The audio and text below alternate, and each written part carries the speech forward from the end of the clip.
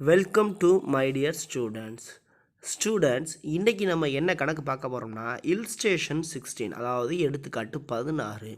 இப்போது முதல்ல ஒரு 15 ஃபார்மேட்டை நம்ம பார்த்துட்டோம். இப்போது 16வது ஃபார்மேட்டை இப்போ பார்க்க போகிறோம். இது கொஞ்சம் பெரிய கணக்கு.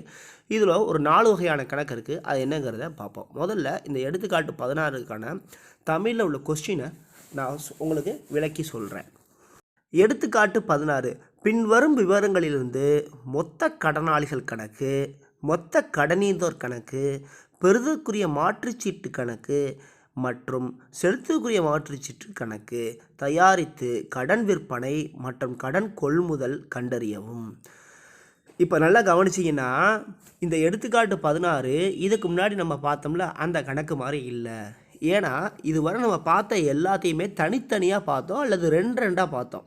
சரிங்களா? ஆனால் இங்கே என்னென்னா, இதுவரை நம்ம பார்த்த மொத்த கடனீந்தோர் கணக்கு, மொத்த கடனாளிகள் கணக்கு, பெறுதற்குரிய மாற்றுச்சீட்டு கணக்கு, செலுத்துவதற்குரிய மாற்றுச்சீட்டு கணக்கு, இது 4ஐயும் ஒரே கொஸ்டினில் கொடுத்துருப்பாங்களாம். அந்த ஒரே கொஸ்டினில் 4க்கு தேவையான நடவடிக்கைகளையும் தனித்தனியாக பிரித்து 4 வகையான கணக்குகளை நம்ம செய்யணும். இப்போ உங்களுக்கு மைண்டில் ஒன்று ஓடலாம், சார் என்ன சார் இது 4ஐயும் ஒன்றா செய்யணும்னா பெரிய குழப்பமாக இருக்குமோ, எதுவும் கஷ்டமாக இருக்குமோ அப்படிங்கிற மாதிரி உங்களுக்கு ஒரு டவுட் வரலாம். அந்த டவுட்டை கிளியர் பண்ணுறதுக்காக மட்டும்தான் இந்த வீடியோவை நான் உங்களுக்கு போஸ்ட் பண்ணுறேன். இந்த வீடியோவை பார்த்து அடுத்தடுத்து இதே ஃபார்மேட்டில் உள்ள கணக்குகளையும் நீங்கள் கண்டிப்பாக செஞ்சிடணும். இன்னும் ஒரு 2-3 கணக்கில் இந்த ஃபஸ்ட்டு சாப்டர் அதாவது முதல் பகுதி முடிய போகுது. சரிங்களா? சரி, இப்போ உள்ளே கொடுத்துருக்கக்கூடிய நடவடிக்கைகளை நம்ம பார்ப்போம். முதல்ல 4 வகையான கணக்கு நம்ம தயாரிக்கணும் அப்படிங்கிறது நம்ம தெரிஞ்சுக்கிட்டோம். இப்போ நம்ம என்ன பார்க்க போகிறோம்னா, இப்போ கொடுத்துருக்கக்கூடிய கொஸ்டினில் என்னென்ன நடவடிக்கை கொடுத்துருக்காங்க, அதை எங்கெங்கே பதிவு செய்யணும் அப்படிங்கிறத ஃபஸ்ட்டு ஓரலாக பார்ப்போம், அப்புறமா கணக்காக பார்ப்போம். ஃபஸ்ட்டு கடனாளிகள் அப்படின்னு கொடுத்து தொடக்க இருப்பு, இறுதி இருப்புன்னு 2 கொடுத்துருக்காங்க. அதாவது இந்த கடனாளிகளை நம்ம எப்படி எடுத்துக்கணும்னா பற்பல கடனாளிகள் அப்படின்னு எடுத்துக்கிறோம். எப்படி எடுத்துக்கிறோன்னா பற்பல கடனாளிகள். இதில் சார் தொடக்க இருப்பு, இறுதி இருப்புனா இருப்பு கீக்கோ இருப்பு கீயை தான் நமக்கு தொடக்க இருப்பு, இறுதி இருப்பாக கொடுத்துருக்காங்க. தொடக்க இருப்புங்கிறது இருப்பு கீக்கோ, இறுதி இருப்புங்கிறது இருப்பு கீ. அதன்படி நீங்கள் பார்த்தீங்கன்னா தொடக்கத்தில், அதாவது ஒரு தொழில் தொடங்கும் பொழுதோ அல்லது ஒரு வருடத்தின் தொடக்கத்திலோ நமக்கு இருந்த மொத்த கடனாளிகள் தொகை எவ்வளவு? 60,000 தொடக்க இருப்பாக அது இருக்குது. அதே அந்த ஆண்டினுடைய இறுதியில் எவ்வளோ கடனாளிகள் இருக்காங்கன்னா 55,000 கடனாளிகள் இருக்காங்க. 55,000 ரூபாய் மதிப்புள்ள கடனாளிகள் இருக்காங்க அப்படின்னு நம்ம எடுத்துக்கிறோம். கடனாளிகள் அப்படின்னா யாருங்கிற விளக்கத்தை நம்ம ஏற்கனவே கொடுத்துட்டோம். கடனாளிகள் அப்படிங்கிறது யாருன்னா, நம்மக்கிட்ட பொருளை வாங்கிட்டு அதற்கான பணத்தை செலுத்தாமல் ஒரு குறிப்பிட்ட நாள் கழித்து செலுத்திக்கிறேன் அப்படின்னு தவணை முறையில் வாங்கிட்டு போயிருக்காங்களே, அவங்கள தான் நம்ம கடனாளிகள் அப்படின்னு சொல்லுவோம். ஸோ இந்த கடனாளிங்கிறது மொத்த கடனாளிகள் கணக்கில் வர வேண்டிய ஒரு நடவடிக்கை. சரிங்களா? இதில் தொடக்க இருப்புங்கிறது இருப்பு கீக்கோ, இறுதி இருப்புங்கிறது இருப்பு கீ. நமக்கு மொத்த கடனாளிகள் கணக்கில் அதனுடைய மாதிரி படிவத்தை தெளிவாக தெரிஞ்சிச்சுன்னா இந்த கணக்கில் கடனாளிகள் தொடக்க இருப்பையும், அதாவது இருப்பு கீக்கோவையும் இருப்பு கீயை பற்றின் பக்கம் எழுதணுமா வரவின் பக்கம் எழுதலாமா அப்படிங்கிறத உங்களுக்கு தெளிவாக தெரியும். ஸோ மாதிரி படிவம் ரொம்ப முக்கியம். அடுத்து பெறுதற்குரிய மாற்றுச்சீட்டுலேயும் தொடக்க இருப்பு, இறுதி இருப்பும் கொடுத்துருக்காங்க. அப்போ அதுவும் இருப்பு கீக்கோ இருப்பு கீ அப்படிங்கிறத கொடுத்துருக்காங்க.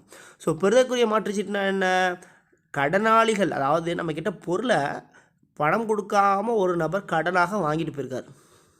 அப்படி வாங்கிட்டு போன நபர், நல்லா கவனிங்க, நம்மக்கிட்ட பொருளை ஒருத்தர் பணம் கொடுக்காம கடனாக வாங்கிட்டு போயிருக்காப்புல.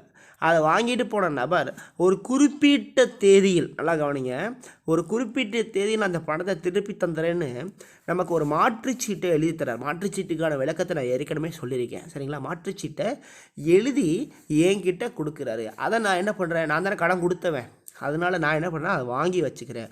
ஸோ அந்த கடனாளி கொடுத்த அந்த மாற்றுச்சீட்டை நான் வாங்கி கொள்வதால் அது பெறுதற்குரிய மாற்றுச்சீட்டு அப்படிங்கிறது அர்த்தம். பெறுதற்குரிய மாற்றுச்சீட்டின்படி இருப்பு கீக்கோ பற்றின் பக்கம் வரணுமா வரையின் பக்கம் வருமாங்கிற அந்த மாதிரி படிவத்தின்படி நம்ம போட்டுக்கிறோம். அடுத்ததாக நம்ம பார்க்க போகிறது கடனீந்தோர். இதையும் பற்பல கடனீந்தோர் அப்படின்னு நம்ம எடுத்துக்கிறணும். கடனீந்தோர்னால் யார் அப்படின்னா, நமக்கு பொருளை கடனாக கொடுத்தவர். நல்லா கவனிங்க, கடனாளினா நாம் கொடுத்துருக்கோம் அப்படின்னு அர்த்தம். கடனீந்தோரா நமக்கு ஒருவர் கொடுத்துருக்காரு அப்படிங்கிறது அர்த்தம். சரிங்களா? அப்போ கடனீந்தோருக்கும் தொடக்க இருப்பு இறுதி இருப்பும் கொடுத்துருக்கான். அதாவது இருப்பு கீக்கோ இருப்பு கீ அப்படிங்கிறத கொடுத்துருக்கான். தொடக்க இருப்பில் வருவது அனைத்துமே இருப்பு கீக்கோ என்றும் இறுதி இருப்பில் வரக்கூடிய அனைத்துமே இருப்பு கீ என்றும் நாம் நினைத்து கொள்ள வேண்டும். அப்போ பற்பல கடனீந்தோர் அதாவது மொத்த கடனீந்தோர் கணக்கு அப்படிங்கிற ஒரு கணக்கு எழுதும் பொழுது அதில் பற்றின் பக்கம் எதை எழுத வேண்டும், வரவின் பக்கம் எதை எழுத வேண்டும் அப்படிங்கிறத நம்ம பதிவு செய்யப்பட வேண்டும். சரிங்களா? சரி, இப்போ நல்லா கவனிங்க. இதில் இறுதி இருப்பு இருக்குது, தொடக்க இருப்பு இருக்குது. இதை மொத்த கடனீந்தோர்களை பற்றின் பக்கத்தில் எது வரும், வரவின் பக்கம் எது வருங்கிற மாதிரி படிவத்தின் நம்ம தெரிஞ்சுக்கிட்டோம்னா அது நல்லா நமக்கு இது எங்கே எழுதுங்கிறது தெரியும். சரி, அடுத்ததுக்குரிய செலுத்துக்குரிய மாற்றுச்சீட்டு. செலுத்துக்குரிய மாற்றுச்சீட்டுனா நல்லா கவனிங்க. கடனீந்தோர்னா யாருன்னு சொன்னேன்? நமக்கு ஒருத்தர் கடன் கொடுத்தவர்னு சொன்னேன். அப்படி நமக்கு ஒருத்தர் கடன் கொடுக்கும்போது அவருக்கு ஒரு பிடிப்புனா என்ன, நம்பிக்கைக்கு நான் என்ன செய்வேன், ஒரு மாற்றுச்சீட்டு எழுதுவேன். இத்தனாம் தேதி உங்கள்கிட்ட நான் வாங்கின பொருளை இத்தனாம் தேதிக்குள்ளே உங்களுக்கு திருப்பி கொடுத்துறேன்னு ஒரு மாற்றுச்சீட்டை எழுதி நான் அவருக்கு கொடுப்பேன். ஏன்னா நான் தானே இந்த இடத்துல கடனாளியாக இருக்கேன், நான் தானே அவர்கிட்ட கடனாக வாங்குகிறேன். அதனால் நான் கடனாளி, எனக்கு கொடுத்தவர் கடனீந்தோர். சரிங்களா? நான் என்ன செய்வேன்னா அவருக்கு நம்பிக்கைக்காக நான் வாங்கிய பணத்திற்கு ஒரு மாற்றுச்சீட்டை எழுதி அவருக்கு கொடுப்பேன். எழுதி கொடுப்பது என்பது செலுத்துவதற்குரிய மாற்றுச்சீட்டு. நான் தானே எழுதி கொடுக்குறதுன்னா இன்னொரு பேர் செலுத்துறதுன்னு அர்த்தம். பணம் கொடுத்தான், பணம் செலுத்தி விட்டு சென்றார் அப்படின்னு சொல்லுவோம்ல. அப்போ கொடுக்கறது அப்படின்னா செலுத்துறதுன்னு அர்த்தம். அப்போ நான் அந்த மாற்றுச்சீட்டை எழுதி எனக்கு கடன் கொடுத்தவருக்கு கொடுப்பதால் அதற்கு பேர் செலுத்துவதற்குரிய மாற்றுச்சீட்டு. இதுலேயும் இருப்பு கீக்கோ இருப்பு கீ கொடுத்துருக்காங்க. இதுவும் மாதிரி படிவத்தின்படி செலுத்துவதற்குரிய மாற்றுச்சீட்டு கணக்கு அப்படின்னு ஒரு மாதிரி படிவமாக இருக்குல்ல, அதில் பற்றின் பக்கம் எது வரும், வரவின் பக்கத்தில் எது வரும் அப்படிங்கிறத நம்ம தெரிஞ்சாலே போதும். சரிங்களா? சரி, இப்போ முதல்ல 4 விஷயம் கொடுத்துருக்காங்க. அதில் இருப்பு கீக்கோ இருப்பு கீன்னு இருக்குது. இது 4க்குமே தனித்தனியாக ஒரு கணக்கு போடணும் அப்படிங்கிறத விஷயம். சரிங்களா? சரி, இப்போ பிற தகவல்கள் இருக்குல்ல, அதை பார்ப்போம். ரொக்கம் பெற்றது, கடனாளிகள் ரொக்கம் பெற்றது அப்படின்னா நல்லா கவனிங்க. கடன் நான் கொடுத்துருக்கேன். சரிங்களா? நான் கடன் கொடுத்துருக்கேன். அப்படி கொடுத்த கடனுக்கான பணத்தை அந்த கடனாளி திருப்பி தராரு.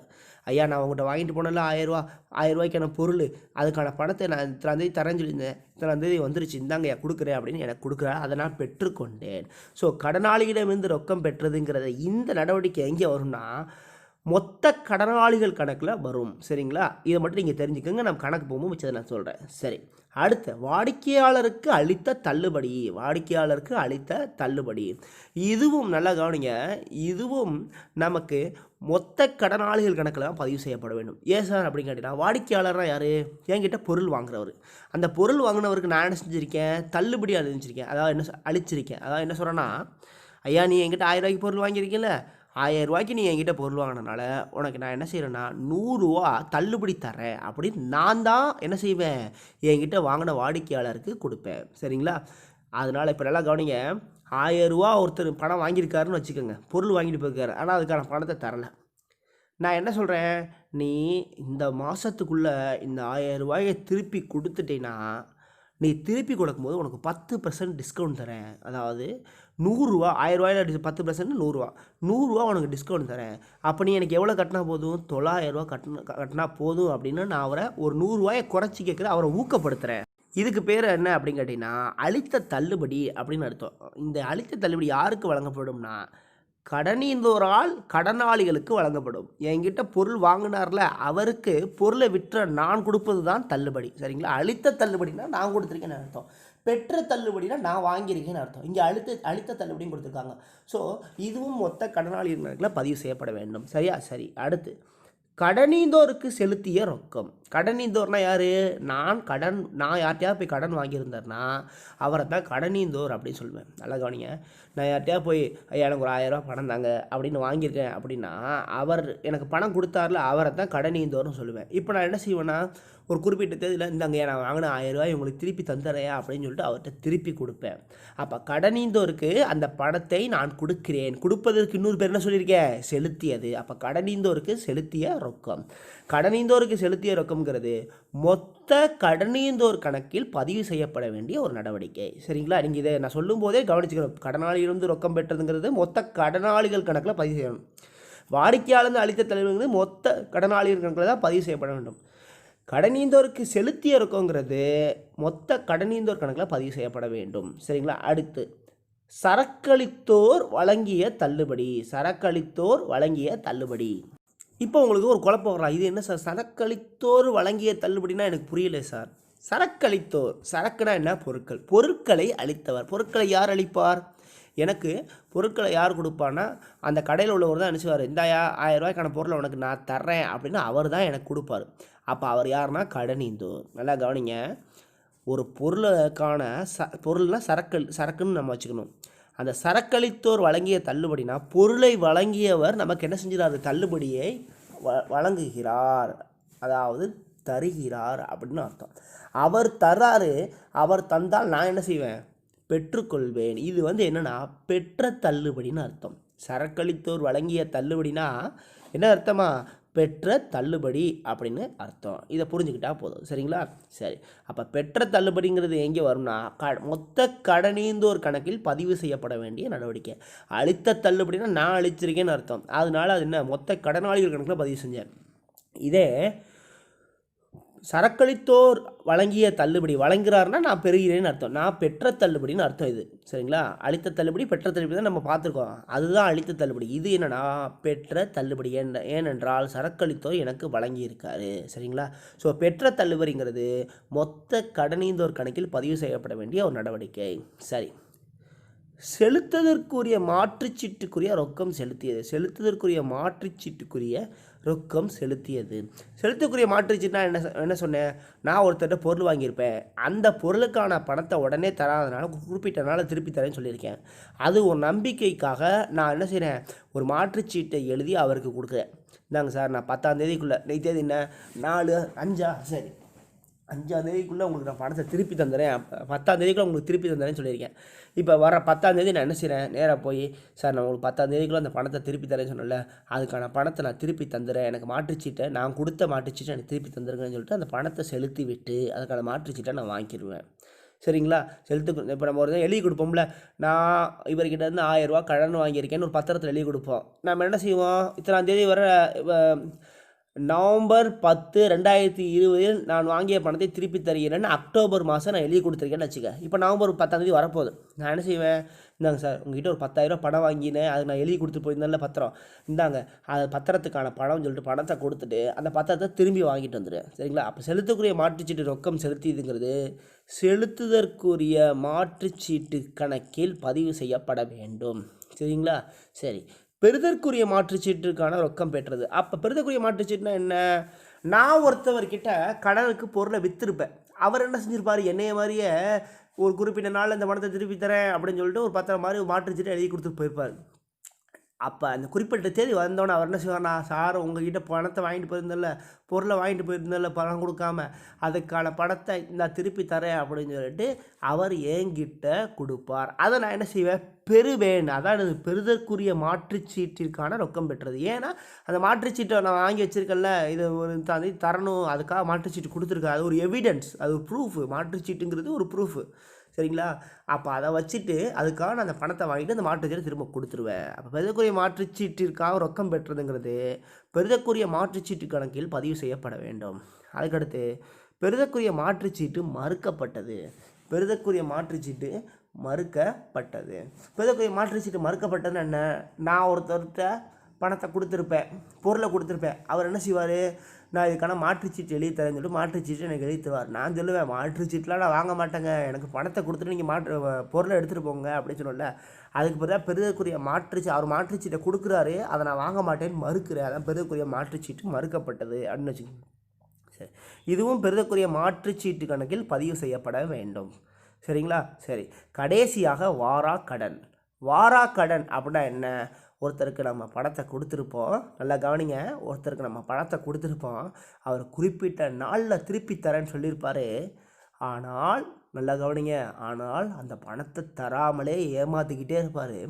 நானும் இந்தா தருவார் அந்த தருவார் அப்படின்னு நினச்சிக்கிட்டே இருந்தேன். ஆனால் பணம் எனக்கு வரவே இல்லை. ஒரு நீண்ட காலமாக வராத பணத்தை நான் வாரா கடன் என்று சொல்வேன். நீண்ட காலமாக வராத பணத்தை நான் என்ன சொல்வேன்?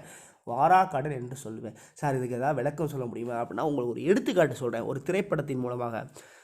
ஒரு படத்தில் பார்த்தீங்கன்னா கவுண்டமணி என்ன செய்வார் அப்படின்னு பார்த்தீங்கன்னா தன்னுடைய நீண்ட கால பணத்தை திருப்பி வாங்க முடியாமல் அவர் அலைஞ்சிக்கிட்டு இருப்பார். அப்போ ஒருத்தர் ஒரு வயசானவர் என்ன அப்போ கேட்பார், அந்த வடக்குப்பட்டி ராமசாமி எப்படி அப்படின்னு. அவர் எனக்கு பணம் தரணுங்க, தராமல் இருக்காங்க, ரொம்ப காலமாக தர வேண்டியிருக்கு, தரவே மாட்டிட்டாரு அப்படின்னு சொல்லுவார். அப்போ அந்த வயசானவர் யோசனை கொடுப்பாரு, நீண்ட காலமாக பணம் வரலைன்னா ஒரு நரிமுகத்தில் காலையில் முடிச்சுப்போம் உன் பணம் வந்துடும் அப்படின்னு சொல்லுவாங்க. அதே மாதிரி அவர் என்ன செய்வார், காலையிலே போய் நரிமுகத்தில் முழிச்சு அது என்னை கடிச்சு வைக்கவா அப்படின்னு கேட்பார். உடனே நீயே நரிமுகத்தில் முழிக்கிற, உன் கூட வேலை செய்யலால அப்படின்னு சொல்லிட்டு அவன் மூஞ்சில் முழிச்சிட்டு போ, பணம் வருதா இல்லையான்னு பாருங்க, செந்தில் முகத்தில் முடிச்சிட்டு போன்னு சொல்லுவார். அதே மாதிரி முடிச்சுட்டு போவார். டயர் வெடிக்கும், என்ன டயர் வெடிக்கும், காலில் அடிபடும், ரத்த காயம் ஏற்படும். கடைசியில் பார்த்தா அந்த வடக்குப்பட்ட ராமஜி செத்தே போயிட்டாருன்னு சொல்லுவார்.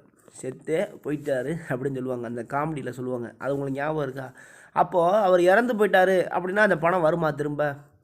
வரவே ஊன்னு சொல்லுவார் பார்த்தீங்களா? அப்போ அந்த பணம் திரும்ப வராது. அதற்கு பேர் தான் இந்த வாரா கடன். நீண்ட காலமாக ஒரு நபருக்கு நாம் கொடுத்த பணம், அது பணம் திரும்ப வரவே இல்லை என்றால் அதை நம்ம வாரா கடன் என்று நினைத்து கொள்ள வேண்டும். இப்போ இந்த வாராக்கடன் எந்த கணக்கில் பதிவு செய்ய வேண்டாம், மொத்த கடனாளிகள் கணக்கில் நம்ம பதிவு செய்யப்பட வேண்டும். இது பட்டின் பக்கம் பதிவு செய்யணுமா, வரவின் பக்கம் பதிவு செய்யணுமா, நமக்கு மாதிரி படிவத்தை பார்த்தா தெளிவாக தெரிஞ்சிடும். ஓகேங்களா? சரி, இப்போ இந்த எடுத்துக்காட்டு 14 கொடுத்துருக்கக்கூடிய அத்தனை நடவடிக்கைகளையும் நான் உங்களுக்கு விளக்கி சொல்லிட்டேன். இப்போ நம்ம என்ன செய்ய போகிறோம் அப்படின்னு கேட்டிங்கன்னா, இதை எப்படி செய்யணும், இதற்கு என்னென்ன விதமான மாதிரி படிவங்களை பார்க்கணும் அப்படிங்கிறத இப்போ உங்களுக்கு மாதிரி படிவத்தை மட்டும் காட்டுறேன். வெறும் மாதிரி படம் மட்டும் இப்போ நான் காட்டுறேன், அதை பார்த்துக்கோங்க. அதுக்கப்புறம் நம்ம கணக்குக்கு போகிறோம். சரிங்களா? சரி, இப்போ ஒரு விஷயத்தை மட்டும் நான் உங்களுக்கு கிளியர் பண்ணுறேன். இந்த கணக்கில் ஃபுல்லாமே ஒன்று கடன் கொடுத்தது அல்லது கடன் வாங்கியது, கடனுக்காக பெறுதற்குரிய மாற்றுச்சீட்டு செலுத்தியது, அல்லது கடனுக்காக பெறுதற்குரிய மாற்றுச்சீட்டு பெற்றது அப்படின்னு வருது. நீங்கள் ஒரு விஷயம் நல்லா தெரிஞ்சுக்குங்க, இது எல்லாமே கடன் நடவடிக்கைகள் சம்மந்தப்பட்டது மட்டும்தான். இதுக்குள்ளே ரொக்க நடவடிக்கைகள் வராது. அதாவது ரொக்க கொள்முதலோ அல்லது ரொக்க விற்பனையோ வராது.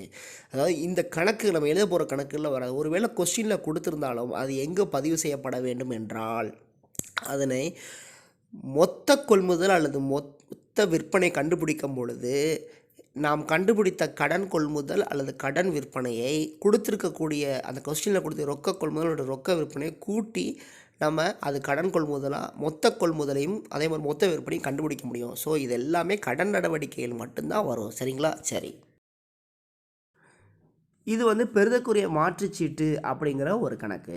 இதில் என்ன நடவடிக்கைகள் வருதுங்கிறத நீங்கள் தெரிந்துக்கிட்டால் மட்டும்தான் நம்ம பெறுதற்குரிய மாற்றுச்சீட்டு கணக்கை நம்ம செய்ய முடியும். அப்போ மாதிரி படிவம் தெரிஞ்சால் தான் என்ன செய்ய முடியும், பெறுதற்குரிய மாற்றுச்சீட்டு கணக்கு நம்ம செய்ய முடியும். மொத்தம் 4 வகையான கணக்கை நம்ம போட போகிறோம். அதில் முதல் கணக்காக பெறுதற்குரிய மாற்றுச்சீட்டு கணக்கு தான் நம்ம செய்யணும். ரெண்டாவது அதை செய்யணும் மொத்த கடனாளிகள் கணக்கு. மொத்த கடனாளிகள் கணக்கு, மொத்த கடனாளிகள் கணக்கில் எந்த மாதிரி நடவடிக்கைகள் வருங்கிறத அந்த கொஸ்டினில் நம்ம தெரிஞ்சிடணும்னா நமக்கு இந்த மொத்த கடனாளிகளுக்கான மாதிரி படிவத்தை நம்ம நல்லா தெரிஞ்சுக்கணும். இதைத்தான் நம்ம ரெண்டாவது தான் போடுறோம். இப்போ இதுக்கடுத்து மூணாவது எதை பார்க்க போகிறோம் அப்படின்னு கேட்டிங்கன்னா, செலுத்தக்கூடிய மாற்றுச்சீட்டு கணக்கு. இதான் செலுத்தக்கூடிய மாற்றுச்சீட்டு கணக்குக்கான மாதிரி படிவம். ஸோ செலுத்தக்கூடிய மாற்றுச்சீட்டு கணக்கினுடைய மாதிரி படிவம் தெரிந்தால் மட்டும்தான் நம்மளால் செலுத்தக்கூடிய மாற்றுச்சீட்டு கணக்கை செய்ய முடியும். சரிங்களா? அப்போ முதல்ல நம்ம என்ன செய்கிறோம், பெறுதற்குரிய மாற்றுச்சீட்டு கணக்கை செஞ்சுருக்கோம். ரெண்டாவதாக என்ன செஞ்சுருக்கோம், மொத்த கடனாளிகள் கணக்கை செஞ்சுருக்கோம். மூணாவதாக செலுத்தக்கூடிய மாற்றுச்சீட்டு கணக்கை செய்யணும். அப்போ நாலாவதாக என்ன செய்யணும், அதே தான் மொத்த கடனீந்தோர் கணக்கை நம்ம செய்யணும். சரிங்களா? மொத்த கடனீந்தோர் கணக்கிற்கான மாதிரி படிவம் இதுதான். உங்களுக்கு மொத்த கடனீந்தோர் கணக்குக்கான மாதிரி படிவம் தெளிவாக தெரிந்தால் மட்டும்தான் நம்மளால் என்ன செய்ய முடியுமா, மொத்த கடனீந்தோர் கணக்கை தயாரிக்க முடியும். ஸோ இந்த மாதிரி படித்து நீங்கள் நல்லா தெரிஞ்சுக்குங்க. சரி, இப்போ 4 மாதிரி படிவத்தையும் நான் உங்களுக்கு காட்டியிருக்கேன். இது உங்கள் புத்தகத்திலேயே இருக்கும். அதை நல்லா முதல்ல தரவாக செஞ்சால் இந்த கணக்குகளை ஈஸியாக செஞ்சிடலாம். சரி, இப்போ இது அப்படியே இங்கிலீஷில் பார்க்குறேன். தமிழ் மீடியம் ஸ்டூடெண்ட்ஸ் உங்களுக்கு பிடிக்கலன்னா நீங்கள் விட்டுட்டு நேராக கணக்குக்கு போயிடலாம். இப்போ இங்கிலீஷ் மீடியம் ஸ்டூடெண்ட்ஸுக்கு நான் விலைக்கு சொல்கிறேன்.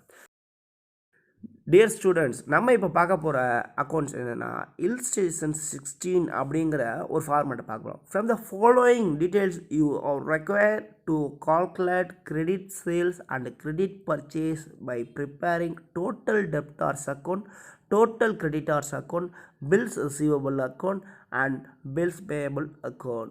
அப்போது ஒரு 4 டைப்ஸான அக்கௌண்ட்ஸை நம்ம மெயின்டைன் பண்ணோம் அப்படின்னா, அதை நம்ம ஃபைண்ட் அவுட் பண்ணோம்னா அது மூலிமா நமக்கு கிரெடிட் சேல்ஸ் அண்ட் கிரெடிட் பர்ச்சேஸை ஈஸியாக ஃபைண்ட் அவுட் பண்ண முடியும் அப்படிங்கிறது தான் இதனோட ஹெட்டிங்காக கொடுத்துருக்காங்க. ஓகே, இப்போ இந்த பாக்ஸ்குள்ளே என்ன கொடுத்துருக்காங்கன்னா, first one debtors. Debtors mean lot of persons நம்மக்கிட்ட ப்ராடக்ட்ஸை வாங்கிட்டு அதுக்கு பதிலாக என்ன செய்வாங்க, கிரெடிட்டுக்கு கணக்கு சொல்லிட்டு போவாங்க. ஸோ அந்த கிரெடிட்டுக்கான அமௌண்ட்டை நம்ம அவங்கள்ட்டேருந்து ரீபேமெண்ட்டாக வாங்கணும். ஸோ அதுவரை அவங்க நமக்கு என்னென்னா டெப்டார்ஸ், அதாவது நம்மக்கிட்ட கிரெடிட்டுக்கு வாங்கிட்டு போனவங்க அப்படிங்கிறத நம்ம மெயின்டைன் பண்ணிக்கிறணும். சரிங்களா? சரி, இதில் ஓப்பனிங் அண்ட் க்ளோசிங் கொடுத்துருக்காங்களே, ஓப்பனிங் அண்ட் க்ளோசிங்னா இது என்ன சொல்கிறாங்கன்னா balance B/D and balance C/D தான் அவங்க ஓப்பனிங் அண்ட் க்ளோசிங் கொடுத்துருக்காங்க. ஓப்பனிங்கில் இருக்கிறது ஃபுல்லாமே பேலன்ஸ் B/D அப்படிங்கிறத நம்ம எடுத்துக்கணும். அண்டு க்ளோசிங்கில் இருக்கிறத பேலன்ஸ் C/D அப்படின்னு நம்ம எடுத்துக்கணும். ஸோ டெப்டார்ஸோட பேலன்ஸ் B/Dயும் C/Dயும் அவங்க கொடுத்துருக்காங்க. சரிங்களா? ஸோ டெப்டார்ஸுங்கிறது டோட்டல் டெப்டார்ஸ் அக்கௌண்ட்டில் வரக்கூடியது. சரிங்களா? சரி, தென் பில்ஸ் ரிசீவபிள் மீன் நம்ம வந்து பில்ஸ் என்ன பண்ணுறோம், அக்செப்ட் பண்ணி நம்ம என்ன செய்யறோம், ரிசீவ் பண்ணிக்கிறோம். நம்ம வந்து ப்ராடக்ட்டை சேல்ஸ் பண்ணுறோம், அந்த சேல்ஸ் பண்ண ப்ராடக்ட்டுக்கு அமௌண்ட்டை நம்ம வாங்காமல் அதுக்கு பதிலாக நம்ம என்ன செய்கிறோம், பில்ஸை அக்செப்ட் பண்ணி ரிசீவ் பண்ணிக்கிறோம் அப்படின்னு சொல்லுவாங்க. இது வந்து பில்ஸ் ரிசீவபிள் அக்கௌண்ட் அப்படிங்கிறதுல வந்து நம்ம என்ட்ரி பண்ணணும். இதுலேயும் ஓப்பனிங் அண்ட் க்ளோசிங் கொடுத்துருக்காங்க. அதாவது balance B/D and balance C/D கொடுத்துருக்காங்க. நம்ம பேலன்ஸ் B/D எப்படி போடணும் அப்படிங்கிறத பில்ஸ் ரிசீவபிள் அக்கௌண்ட்டோடைய ஃபார்மட் தெரிஞ்சால் ஈஸியாக போட்டலாம். அதே மாதிரி டெப்டார்ஸை எங்கே போடணும் அப்படிங்கிறதையும் டோட்டல் டெப்டார்ஸ் அக்கௌண்ட்டோடைய ஃபார்மட் தெரிஞ்சால் தான் உங்களால் போட முடியும். ஸோ ஃபார்மட் ரொம்ப முக்கியம். ஓகே, தேர்ட் ஒன் என்ன, கிரெடிட்டார்ஸ் மீன் நம்ம ப்ராடக்ட்ஸை ஒரு பர்டிகுலர் ஷாப்லேருந்து வாங்கியிருக்கோம், பட் அதுக்கான பணத்தை வந்து நம்ம பே பண்ணாமல் நம்ம டியூ டேட்டை கேட்குறோம். சார், நான் வந்து உங்களுக்கான ப்ராடக்ட்ஸை நான் வாங்கிக்கிறேன், இதுக்கான பணத்தை நான் வந்து கொஞ்சம் லேட்டாக பே பண்ணுறேன் அப்படிங்கிற ரெக்யூஸ் பண்ணி வாங்கியிருக்கோம். ஸோ அதை அக்செப்ட் பண்ணுறாருல அவர் தான் யாருன்னா கிரெடிட்டார்ஸ். அதாவது நமக்கு ப்ராடக்ட்டை வந்து கிரெடிட்டுக்கு கொடுக்குறாருல அவர் தான் யாருன்னா கிரெடிட்டார்ஸ் அப்படின்னு சொல்லுவோம். ஸோ கிரெடிட்டார்ஸுக்கும் நம்ம எந்த அக்கௌண்ட்டில் போய் செய்யணும், டோட்டல் கிரெடிட்டார்ஸ் அக்கௌண்ட் அப்படிங்கிற ஒரு அக்கௌண்ட் க்ரியேட் பண்ணணும். அதனுடைய ஃபார்மட் தெரிஞ்சால் மட்டும்தான் இந்த டோட்டல் கிரெடிட்டார்ஸ் அக்கௌண்ட்டில் இது எங்கே எழுத முடியும் அப்படிங்கிறத நம்ம தெரிஞ்சுக்க முடியும். அதாவது இதுலேயும் பேலன்ஸ் B/D அண்ட் C/D கொடுத்துருக்காங்க. இதை நம்ம எழுதணும்னா டோட்டல் கிரெடிட்டார்ஸ் அக்கௌண்ட்டுடைய ஃபார்மட் நல்லா தெரிஞ்சுக்கணும். Last one, bills payable account. Bills payable அப்படிங்கிறது வந்து நம்ம பில் ஒரு இப்போ ஷாப்லேருந்து என்ன பண்ணுறோம், ப்ராடக்டை வாங்கிறோம், ஆனால் அதுக்கான பேமெண்ட்டை உடனே நம்ம பே பண்ணாமல் பின்னாடி பே பண்ணுறோம் அப்படின்னு சொல்லிட்டு ஒரு நம்ம டியூ டேட் மாதிரி வாங்கிக்கிறோம். அந்த டியூ டேட்டுக்குள்ளே அந்த பணத்தை பே பண்ணுற போது நம்ம என்ன செய்கிறோம் அப்படின்னு கேட்டிங்கன்னா, அதுக்கு முன்னாடி ஒரு டிராஃப்ட் மாதிரி எழுதி நான் அவர்கிட்ட என்ன பண்ணுறேன், இந்தாங்க சார், நான் பணம் தர வரேன், இந்த டிராஃப்ட்டை நீங்கள் வச்சுக்கோங்க, நான் மணியை பே பண்ணிட்டு இந்த டிராஃப்ட்டை நான் வந்து வித்ட்ரா பண்ணிக்கிறேன் அப்படின்னு சொல்கிறேன்ல. அப்படி சொல்லி நான் அந்த டிராஃப்ட்டை என்ன செய்யறேன், எழுதி அவருக்கு நான் கொடுக்குறேன். அப்போ இதுக்கு பதிலாக பில்ஸ் பேயபிள், இதை வந்து பில்ஸ் பேயபிள் அக்கௌண்ட் அப்படிங்கிற அக்கௌண்ட்டில் நம்ம என்ட்ரி பண்ணணும். இதுலேயும் நமக்கு பேலன்ஸ் B/D C/D அப்படிங்கிற 2 காலம் இருக்குது, அதுபடி பார்த்துக்கணும். சரி, அதுக்கடுத்து அதர் இன்ஃபர்மேஷன். சரி, இப்போ இந்த 4லேயும் நம்ம வந்து பேலன்ஸ் B/D C/D வரும், அதை எந்த இடத்துல போடணும் அப்படின்னா அதுக்குரிய ஃபார்மட் இருக்குது. 4 வகையான அக்கௌண்ட்ஸ் இருக்குது. அந்த 4 அக்கௌண்ட்ஸுக்கு தனித்தனி ஃபார்மட் இருக்குது. சரிங்களா? அந்த ஃபார்மட் தெரிஞ்சால் மட்டும்தான் நம்ம என்ன செய்ய முடியும், அக்கௌண்ட்ஸை க்ரியேட் பண்ண முடியும். எந்தெந்த டிரான்சாக்ஷன் எந்தெந்த சைடு, அதாவது கிரெடிட் சைடில் எது வரும், டெபிட் சைடில் எது வரும் அப்படிங்கிறத நம்ம பிரித்து எழுத முடியும். சரி, other information cash received from debtors. இப்போ இந்த அதர் இன்ஃபர்மேஷனில் என்னென்ன வருது, அது எந்தெந்த அக்கௌண்ட்டில் வருதுங்கிற மட்டும் சொல்கிறேன். ஆனால் அது என்னென்ன சைடில் வருது, டெபிட் சைடில் எது வரும், கிரெடிட் சைடில் எது வரும் பர்டிகுலர் அக்கௌண்ட்டில் அப்படிங்கிறத நீங்கள் ஃபார்மேட்டை நல்லா தெளிவாக தெரிஞ்சிருக்கணும். நான் இப்போ செஞ்சுருவேன், அடுத்த கணக்குக்கு நீங்கள் வந்து இதே ஃபார்மேட்டில் உள்ளதை நீங்கள் செஞ்சு பார்த்துடணும்.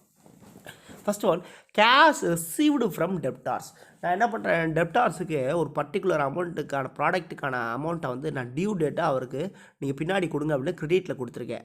அந்த கிரெடிட்டில் உள்ள அந்த கிரெடிட் கொடுத்த அமௌண்ட்டை அந்த டெப்டார் என்ன செய்கிறார், நான் ஒரு பர்டிகுலர் டேட்டில் வந்து எனக்கு ரீபே பண்ணுறாரு. அதுக்கு பேர் என்ன, கேஷ் ரிசீவ்டு ஃப்ரம் டெப்டார்ஸ் அப்படின்னு சொல்லுவாங்க. அதாவது அந்த டெப்டார்கிட்டேருந்து நான் கேஷை ரிசீவ் பண்ணியிருக்கேன், அவர் அந்த கிரெடிட்டுக்கு ரீபே பண்ணியிருக்காரு அப்படிங்கிறது அர்த்தம்.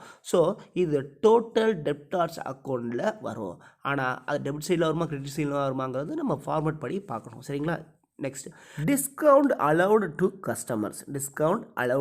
கஸ்டமர்ஸ். இப்போது என்னுடைய கஸ்டமருக்கு நான் ப்ராடக்டை சேல்ஸ் பண்ணியிருக்கேன். அந்த ப்ராடக்ட்டுக்கான சேல்ஸ் பண்ணும் பொழுது நான் என்ன பண்ணுறேன்னா, அவர் பர்டிகுலர் அமௌண்ட்டை பெண்டிங்கில் போட்டார். என்ன பண்ணிட்டார், பெண்டிங்கில் போட்டார். அந்த பர்டிகுலர் அமௌண்ட்டை எனக்கு திருப்பி தரேன்னு சொல்லி நான் என்ன சொல்கிறேன்னா, அவரை வந்து கொஞ்சம் என்கரேஜ் பண்ணுறதுக்காக, சார் நீங்கள் எனக்கு 1 மந்த்தில் அந்த பேமெண்ட்டை எனக்கு திருப்பி கொடுத்துட்டிங்கன்னா நான் உங்களுக்கு ₹1000 நீங்கள் ப்ராடக்ட் வாங்கியிருக்கீங்கன்னா அதில் 10% ₹100 நான் லெஸ் பண்ணிவிட்டு 900 மட்டும் நான் வாங்கிக்கிறேன் அப்படின்னு நான் அவர்கிட்ட சொல்கிறேன். ஸோ அவருக்கு என்ன ஒரு ₹100 வந்து லெஸ் ஆகுது. ஸோ அதை அவரை பயன்படுத்திக்கிட்டு என்ன செய்வார்னா சீக்கிரம் அந்த பணத்தை எனக்கு ரீபே பண்ணுவார். ஸோ டிஸ்கவுண்ட் அலோடு டு கஸ்டமருங்கிறது ஒரு ப்ராடக்டை சேல்ஸ் பண்ணக்கூடிய பர்சன் அவருடைய கஸ்டமருக்கு அந்த பணத்தை டிஸ்கவுண்ட்டாக கொடுக்குறாரு. இதை நீங்கள் எங்கே எழுதணும்னா டோட்டல் டெப்டார்ஸ் அக்கௌண்ட்டில் எழுதணும். சரிங்களா? அடுத்து cash paid to creditors. Cash paid to creditors.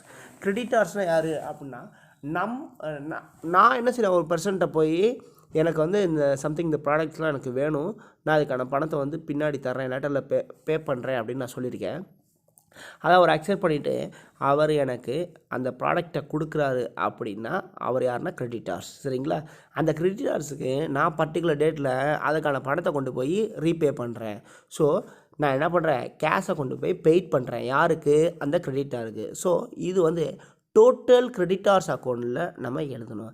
எந்த சைடில் டெபிட் சைடில் எழுதுமா கிரெடிட் சைடில் எழுதுமாங்கிறத ஃபார்மேட் படி பார்த்துக்கணும். நெக்ஸ்ட்டு என்ன அப்படிங்கிறீங்கன்னா discount allowed by suppliers. Discount allowed by suppliers. சப்ளையர்ஸ்னால் யார் அப்படின்னு கேட்டிங்கன்னா நமக்கு ப்ராடக்ட்ஸை கொடுக்குறாங்கல்ல அவங்க தான் சப்ளையர்ஸ். அவர் என்ன செய்வார் அப்படின்னா ப்ராடக்ட்ஸை நமக்கு கொடுக்குறாரு.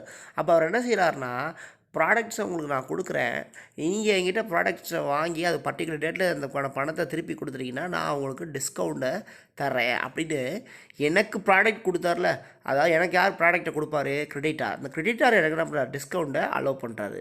ஸோ இந்த டிஸ்கவுண்ட் நான் என்ன பண்ணேன், ரிசீவ் பண்ணுவேன். நல்லா கவனிங்க. நான் பொருளை விற்றேன்னா, நல்லா கவனிங்க, நான் ஒரு பர்சனுக்கு வந்து பொருளை சேல்ஸ் பண்ணுறேன்னா அவரோட இதை வந்து பர்டிகுலர் டேட்டில் எனக்கு பணம் தரணுன்னு நான் வந்து டிஸ்கவுண்ட்டை அலோவ் பண்ணுவேன். அதுக்கு பேர் வந்து டிஸ்கவுண்ட் அலோடுன்னு சொல்லணும்.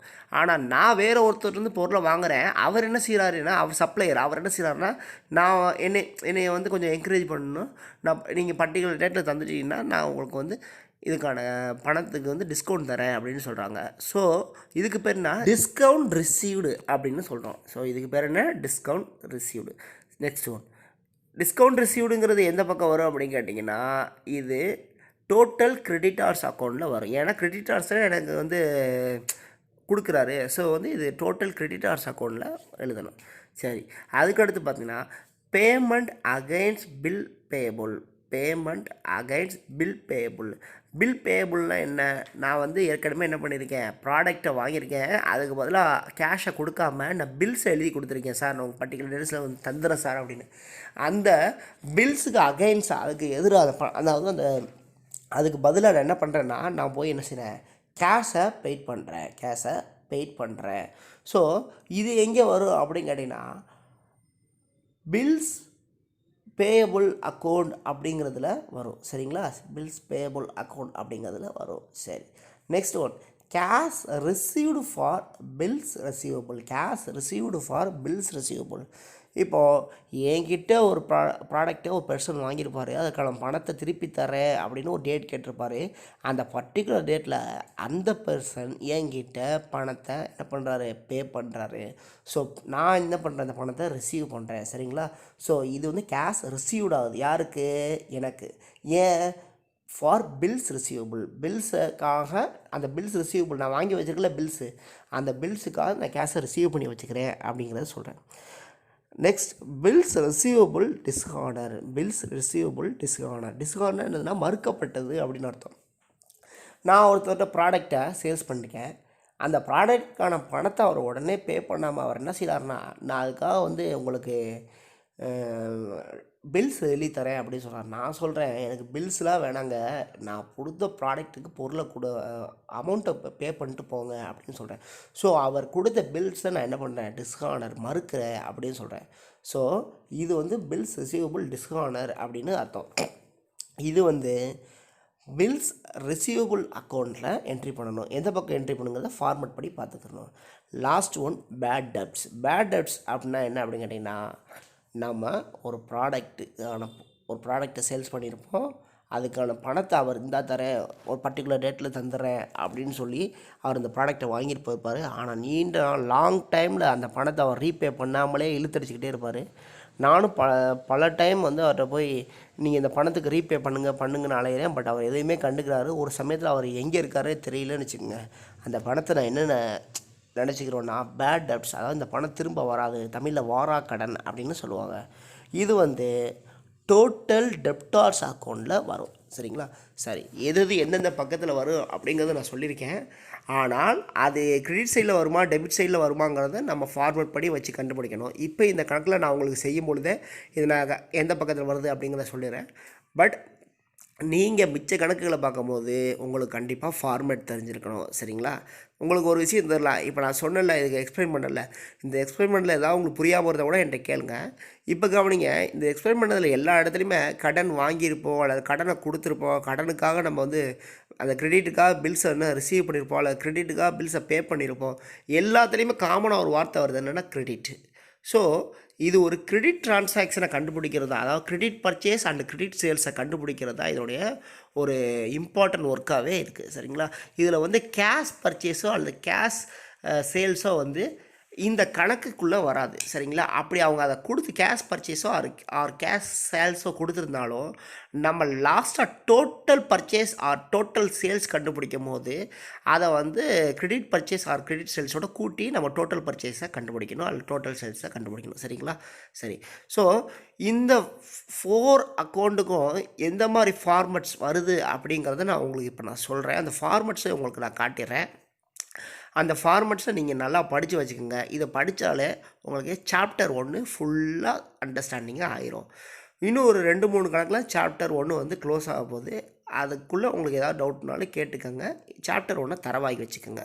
ஓகே, இப்போ நான் உங்களுக்கு ஃபார்மெட்டை காட்டுறேன். ஃபஸ்ட்டு ஃபார்மெட் என்னன்னா பில்ஸ் ரிசீவபிள் அக்கௌண்ட் அப்படிங்கிற ஃபார்மெட் பார்க்க போகிறோம். நல்லா தெரிஞ்சுக்கோங்க. ஃபஸ்ட்டு நம்ம கணக்கு என்ன செய்யணும்னா, எந்த அக்கௌண்ட் செய்யணும்னா பில்ஸ் ரிசீவபிள் அக்கௌண்ட் தான் செய்யணும். சரிங்களா? சரி, இதோட ஃபார்மெட்டு இதுதான். இந்த ஃபார்மெட்டை நீங்கள் நல்லா தெரிஞ்சுக்கோங்க. இதை தான் நீங்கள் ஃபஸ்ட்டு செய்யணும். Okay, next total debtors account. Total debtors அக்கௌண்ட்டை எப்படி செய்யணுங்கிறதுக்கான ஃபார்மெட்டு இது தான். ஸோ ரெண்டாவதாக ஃபஸ்ட்டு நம்ம பில்ஸ் ரிசீவபிள் அக்கௌண்ட்டுக்கான ஃபார்மெட் பார்த்தோம். ரெண்டாவதாக டோட்டல் டெப்டார்ஸ் அக்கௌண்ட்டுக்கான ஃபார்மெட் பார்க்குறோம். ஸோ ஃபஸ்ட்டு பில்ஸ் ரிசீவபிள் அக்கௌண்ட்டை செய்யணும். ரெண்டாவது டோட்டல் டெப்டார்ஸ் அக்கௌண்ட்டுங்கிற சம்மை செய்யணும். சரிங்களா? சரி, தேர்டு ஒன்று அப்படி என்னென்னு பார்த்தீங்கன்னா பில்ஸ் பேயபிள் அக்கௌண்ட். நம்ம தேர்டாக செய்யக்கூடிய சம் எதுனா பில்ஸ் பேயபிள் அக்கௌண்ட்டுக்கான சம்மை தான் செய்யணும். இதுதான் ஃபார்மெட். நீங்கள் ப்ரொசீஜர் படி இப்படி இருந்தால் தான் கணக்கான ஆன்சர் கரெக்டாக கிடைக்கும். சரிங்களா? சரி, பில்ஸ் பேயபிள் அக்கௌண்ட்டை எப்படி செய்யணுங்கிறத இந்த ஃபார்மெட் படி நீங்கள் நல்லா தெரிஞ்சுக்கணும். ஸோ இதுதான் பில்ஸ் பேயபிள் அக்கௌண்ட்டுக்கான ஃபார்மெட். இப்போ ஃபோர்த் ஒன் என்ன அப்படின்னு கேட்டிங்கன்னா format of total creditors account. அதாவது டோட்டல் கிரெடிட்டார்ஸ் அக்கௌண்ட், இதுதான் ஃபோர்த்து சம்மாக நம்ம செய்யணும். இந்த ஃபார்மெட் எப்படி செய்யணுங்க, இந்த கணக்கை எப்படி செய்யணுங்கிறது இந்த ஃபார்மெட் படி நம்ம பார்த்துக்கலாம். ஸோ 4 ஃபார்மெட்டையும் தெரிஞ்சால் மட்டும்தான் நம்ம கணக்கை நல்லா செய்ய முடியும். ஓகேங்களா? ஸோ 4 ஃபார்மெட்டையும் நல்லா பண்ணிக்கோங்க. இப்போ நம்ம இல்லஸ்ட்ரேஷன் 16 எடுத்துக்காட்டு 16 எப்படி செய்கிறதுங்கிறத நான் இந்த போர்டில் உங்களுக்கு செஞ்சு காட்டுறேன். ஸோ கவனமாக கவனிச்சுக்கோங்க. உங்களுக்கு எப்போ எந்த டவுட்னாலும் என்கிட்ட கேட்டுக்கலாம். ஓகேவா? சரி, வாங்க கணக்குள்ளே போவோம். சம் 1, அதாவது கணக்கு 1. மொத்தம் 4 வகையான கணக்கு நான் சொல்லிட்டேன். ஸோ ஃபஸ்ட்டு கணக்கை நம்ம எதை செய்ய போகிறோம் அப்படின்னா ஃபஸ்ட்டு சம் எதுனா பில்ஸ் ரிசீவபிள் அக்கௌண்ட் அப்படிங்கிற ஃபார்மெட்டை தான் நான் ஃபஸ்ட்டு செய்ய போகிறோம். பில்ஸ் ரிசீவபிள் அக்கௌண்ட், அதாவது பெறுதற்குரிய மாற்றுச்சீட்டு கணக்காக நம்ம செய்ய போகிறோம். இதோடைய format debit side credit side பற்று வரவு போட்டாச்சு. எப்பயும் போல் விவரம் பர்டிகுலர்ஸ் அந்த அமௌண்ட்டு எல்லாமே நம்ம ஃபில் பண்ணுறோம். சரிங்களா? சரி, இப்போது ஃபஸ்ட்டு என்ன செய்ய போகிறோம் அப்படிங்கிறத தெரிஞ்சுக்கோங்க. ஃபஸ்ட்டு நம்ம டு பேலன்ஸ் பி/டி, அதாவது இருப்பு கீக்கோ தான் எழுதணும். இந்த பில்ஸ் ரிசீவபிள் அக்கௌண்ட் படி இருப்பு கீக்கோ பேலன்ஸ் பி/டி டெபிட் சைடாக பற்றின் பக்கம் வருது. இதனுடைய தொகை எவ்வளோ அப்படின்னா 5000. சரிங்களா? ஸோ இருப்பு கீ டெபிட் சைடில் டு பேலன்ஸ் பி/டி நம்ம டெபிட் சைடில் எழுதிட்டோம். சரி, நெக்ஸ்ட் என்ன அப்படின்னு கேட்டிங்கன்னா கேஷ் அக்கௌண்ட், அதாவது ரொக்க கணக்கு. ஏன்னா ரொக்கத்தை நம்ம பெறுதற்குரிய மாற்றுச்சீட்டுக்காக ரொக்கத்தை பெற்றிருக்கோம், அதாவது பில்ஸ் ரிசீவபிளுக்காக கேஷை ரிசீவ் பண்ணியிருக்கோம். ஸோ அதை கிரெடிட் சைடு, அதாவது ஃபார்மெட் படி நம்ம கிரெடிட் சைடு வரவின் பக்கம் எழுதுறோம். அதோடைய அமௌண்ட்டு 14,000, அதாவது 14,000 அப்படிங்கிறத பை கேஷ் அக்கௌண்ட் ரொக்க கணக்குன்னு எழுதிட்டோம். நெக்ஸ்ட் ஒன்று டிஸ்கவுண்ட் பண்ணிக்கலாம், அதாவது பெறுதற்குரிய மாற்றுச்சீட்டு மறுக்கப்பட்டதுல அதுக்காக எழுதுகிறோம். அதுக்கு என்ன பை டெப்டார்ஸ் அக்கௌண்ட், அதாவது கடனாளிகள் கணக்கு அப்படிங்கிறத கிரெடிட் சைடு வரவின் பக்கம் எழுதிக்கிறோம். அதனுடைய தொகை எவ்வளவு அப்படின்னு கேட்டிங்கன்னா 1200, அதாவது 1200 அதாவது பில்ஸ் என்ன பண்ணியிருக்காங்க, டிஸ்கவுண்டர் அவங்க வந்து வேணான்னு அந்த பில்ஸை நம்ம என்ன செய்யணும், மறுத்துட்டோம். பெறுதற்குரிய மாற்றுச்சீட்டு மறுக்கப்பட்டது அப்படிங்கிறது ஃபார்மெட் படி கிரெடிட் சைடில் வரவின் பக்கம் பதிவு செய்யப்படுறேன். நான் ஏற்கனவே கொஸ்டினில் சொன்ன மாதிரி ஒரு சில விஷயம் தான் டெப்ட், அதாவது பெறுதற்குரிய மாற்றுச்சீட்டு கணக்கு பில்ஸ் ரிசீவபிள் அக்கௌண்ட்ஸில் வரும். அது என்னென்னங்கிறத நம்ம ஏற்கனவே நோட் பண்ணி வச்சுருக்கோம்.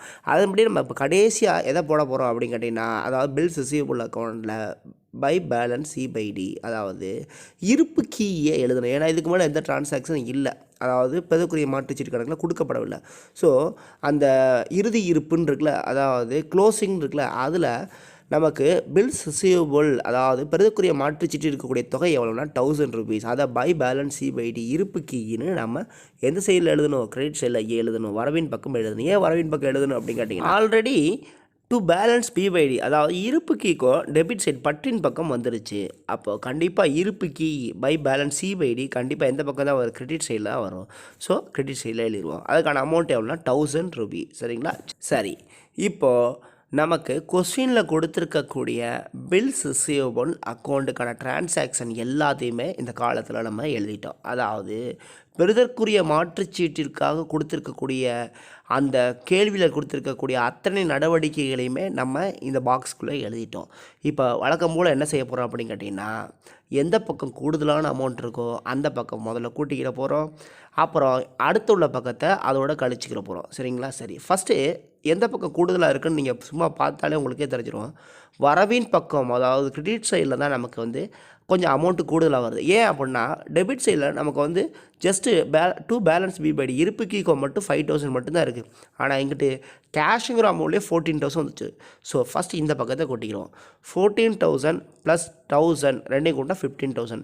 15,000 ப்ளஸ் 1200 மொத்தமாக கூட்டினா 16,200 வருது. எவ்வளோ வருது? 16,200 வருது. சரி, அப்போ கிரெடிட் சைடில் 16,200 என்ட்ரி பண்ணிக்கிறோம். வரவின் பக்கத்தில் மொத்த டோட்டலாக 16,200 எழுதிக்கிறோம். ஸோ வரவின் பக்கம் கிரெடிட் சைடில் வந்து அதே அமௌண்ட் தான் இப்போ டெபிட் சைடில், அதாவது பற்றின் பக்கத்துலையும் வரணும். ஸோ அதனுடைய டோட்டலும் நம்ம 16,200 அப்படிங்கிறத போட்டோம். சரிங்களா? இப்போ டெபிட் சைடு அண்ட் கிரெடிட் சைடில், அதாவது பற்றின் பக்கம் வரவின் பக்கம் ரெண்டு பக்கமும் டோட்டல் மொத்தத்தில் நமக்கு 16,200 வந்துருச்சு. ஆனால் பார்த்திங்கன்னா நமக்கு கிரெடிட் சைடில் 16,200க்கான தொகைகள் நமக்கு 14,000 ஒன்று, 1,200 ஒன்று, 1000 ஒன்று, 1000 ஒன்றுங்கிற 3 இது இருக்குது. 3ஐயும் கூட்டினா 16,200 வந்துருச்சு. ஆனால் பற்றின் பக்கம் நமக்கு வெறும் 5,000 தான் இருக்குது. ஸோ டிஃப்ரெண்ட் அமௌண்ட் எவ்வளோ வருதுங்கிறத எப்பயும் போல் கண்டுபிடிக்க போகிறோம். ஸோ 16,200ஐயும் மைனஸ் 5,000 ரெண்டையும் வந்து மைனஸ் பண்ணோன்னா நமக்கு எவ்வளோ வருது அப்படின்னு பார்த்தீங்கன்னா, நமக்கு வரக்கூடிய தொகை 11,200. 11,200 நமக்கு டிஃப்ரெண்ட்டாக வரும். அதாவது 16,200 5,000 மைனஸ் பண்ணோம்னா நமக்கு கிடைக்கக்கூடியது 11,200. இதுதான் இருப்பு கட்டும் தொகை அப்படிங்கிறத சொல்லுவோம். சரிங்களா? நம்ம பேலன்ஸ் அமௌண்ட் அப்படிங்கிறத சொல்கிறோம். ஸோ 11,200, அதாவது 11,200 நம்ம டெபிட் சைடில் என்ட்ரி பண்ணிக்கிறோம். அதுக்கு நம்ம என்ன நேம் கொடுக்குறோம் அப்படின்னு பார்த்தீங்கன்னா, டு டெப்டார்ஸ் அக்கௌண்ட், அதாவது கடனாளிகள் கணக்கு அப்படிங்கிற ஒரு தலைப்பை கொடுக்குறோம். எதனால் நம்ம டெப்டார்ஸ் அக்கௌண்ட் கடனாளிகள் கணக்கு கொடுக்குறோன்னா, பில்ஸ் ரிசீவபிள் ரிசீவ்டு, அதாவது பில்ஸ் ரிசீவபிள் ரிசீவ்டு, பெறுதற்குரிய மாற்றுச்சீட்டு பெற்றது. அப்போ பெறுதற்குரிய மாற்றுச்சீட்டு பெற்றது அப்படிங்கிறது எவ்வளோ அப்படின்னா 11,200. 11,200 ஓகேங்களா? 11,200. இதை வந்து கடனாளிகளிடம் தானே பெற்றிருக்கோம். அதனால தான் நம்ம என்ன செஞ்சுருக்கோம், பற்றின் பக்கம், அதாவது டெபிட் சைடில் டு டெப்டார்ஸ் அக்கௌண்ட், அதாவது கடனாளிகள்கிட்ட வாங்கியிருக்கோம். ஸோ அவங்கள்ட்ட வாங்கினதுனால டு டெப்டார்ஸ் அக்கௌண்ட், அதாவது கடனாளிகள் கணக்கு அப்படிங்கிறத நம்ம எழுதியிருக்கோம். எதுக்காக வாங்கியிருக்கோம்னா, பெறுதற்குரிய மாற்றுச்சீட்டு பெற்றது, பெறுதற்குரிய மாற்றுச்சீட்டிற்காக பெற்ற பணம் அது. இங்கிலீஷில் பில்ஸ் ரிசீவ்டு அப்படிங்கிறத சொல்கிறோம். ஸோ இந்த பில்ஸ் ரிசீவபிள் அக்கௌண்ட் பெறுதற்குரிய மாற்றுச்சீட்டுக்கான கணக்கை நம்ம ஃபுல்லாக போட்டுட்டோம். இப்போ இந்த கணக்கை நல்லா பார்த்துக்கோங்க. அதாவது சம் 1 முதல் கணக்கை நம்ம செஞ்சிட்டோம். இதுக்கு கிடைச்ச ஆன்சர் 11,200, 11,200. அதனால் அந்த ஆன்சரை காட்டணுங்கிறதுக்காக தான் நான் எல்லோவில் கொஞ்சம் பிளிங்காய் வர மாதிரி நான் அதை ரெடி பண்ணி க்ரியேட் பண்ணி வச்சுருக்கேன். சரிங்களா? சரி, அந்த ஆன்சருக்கெல்லாம் ஞாபகம் வச்சுக்கோங்க. இதனோட கண்டினியூட்டி செகண்ட் கணக்குலையும் இந்த ஆன்சர் வரும். அதனால தான் இதை நான் உங்களுக்கு கொஞ்சம் நோட்டடாக காட்டுறேன்.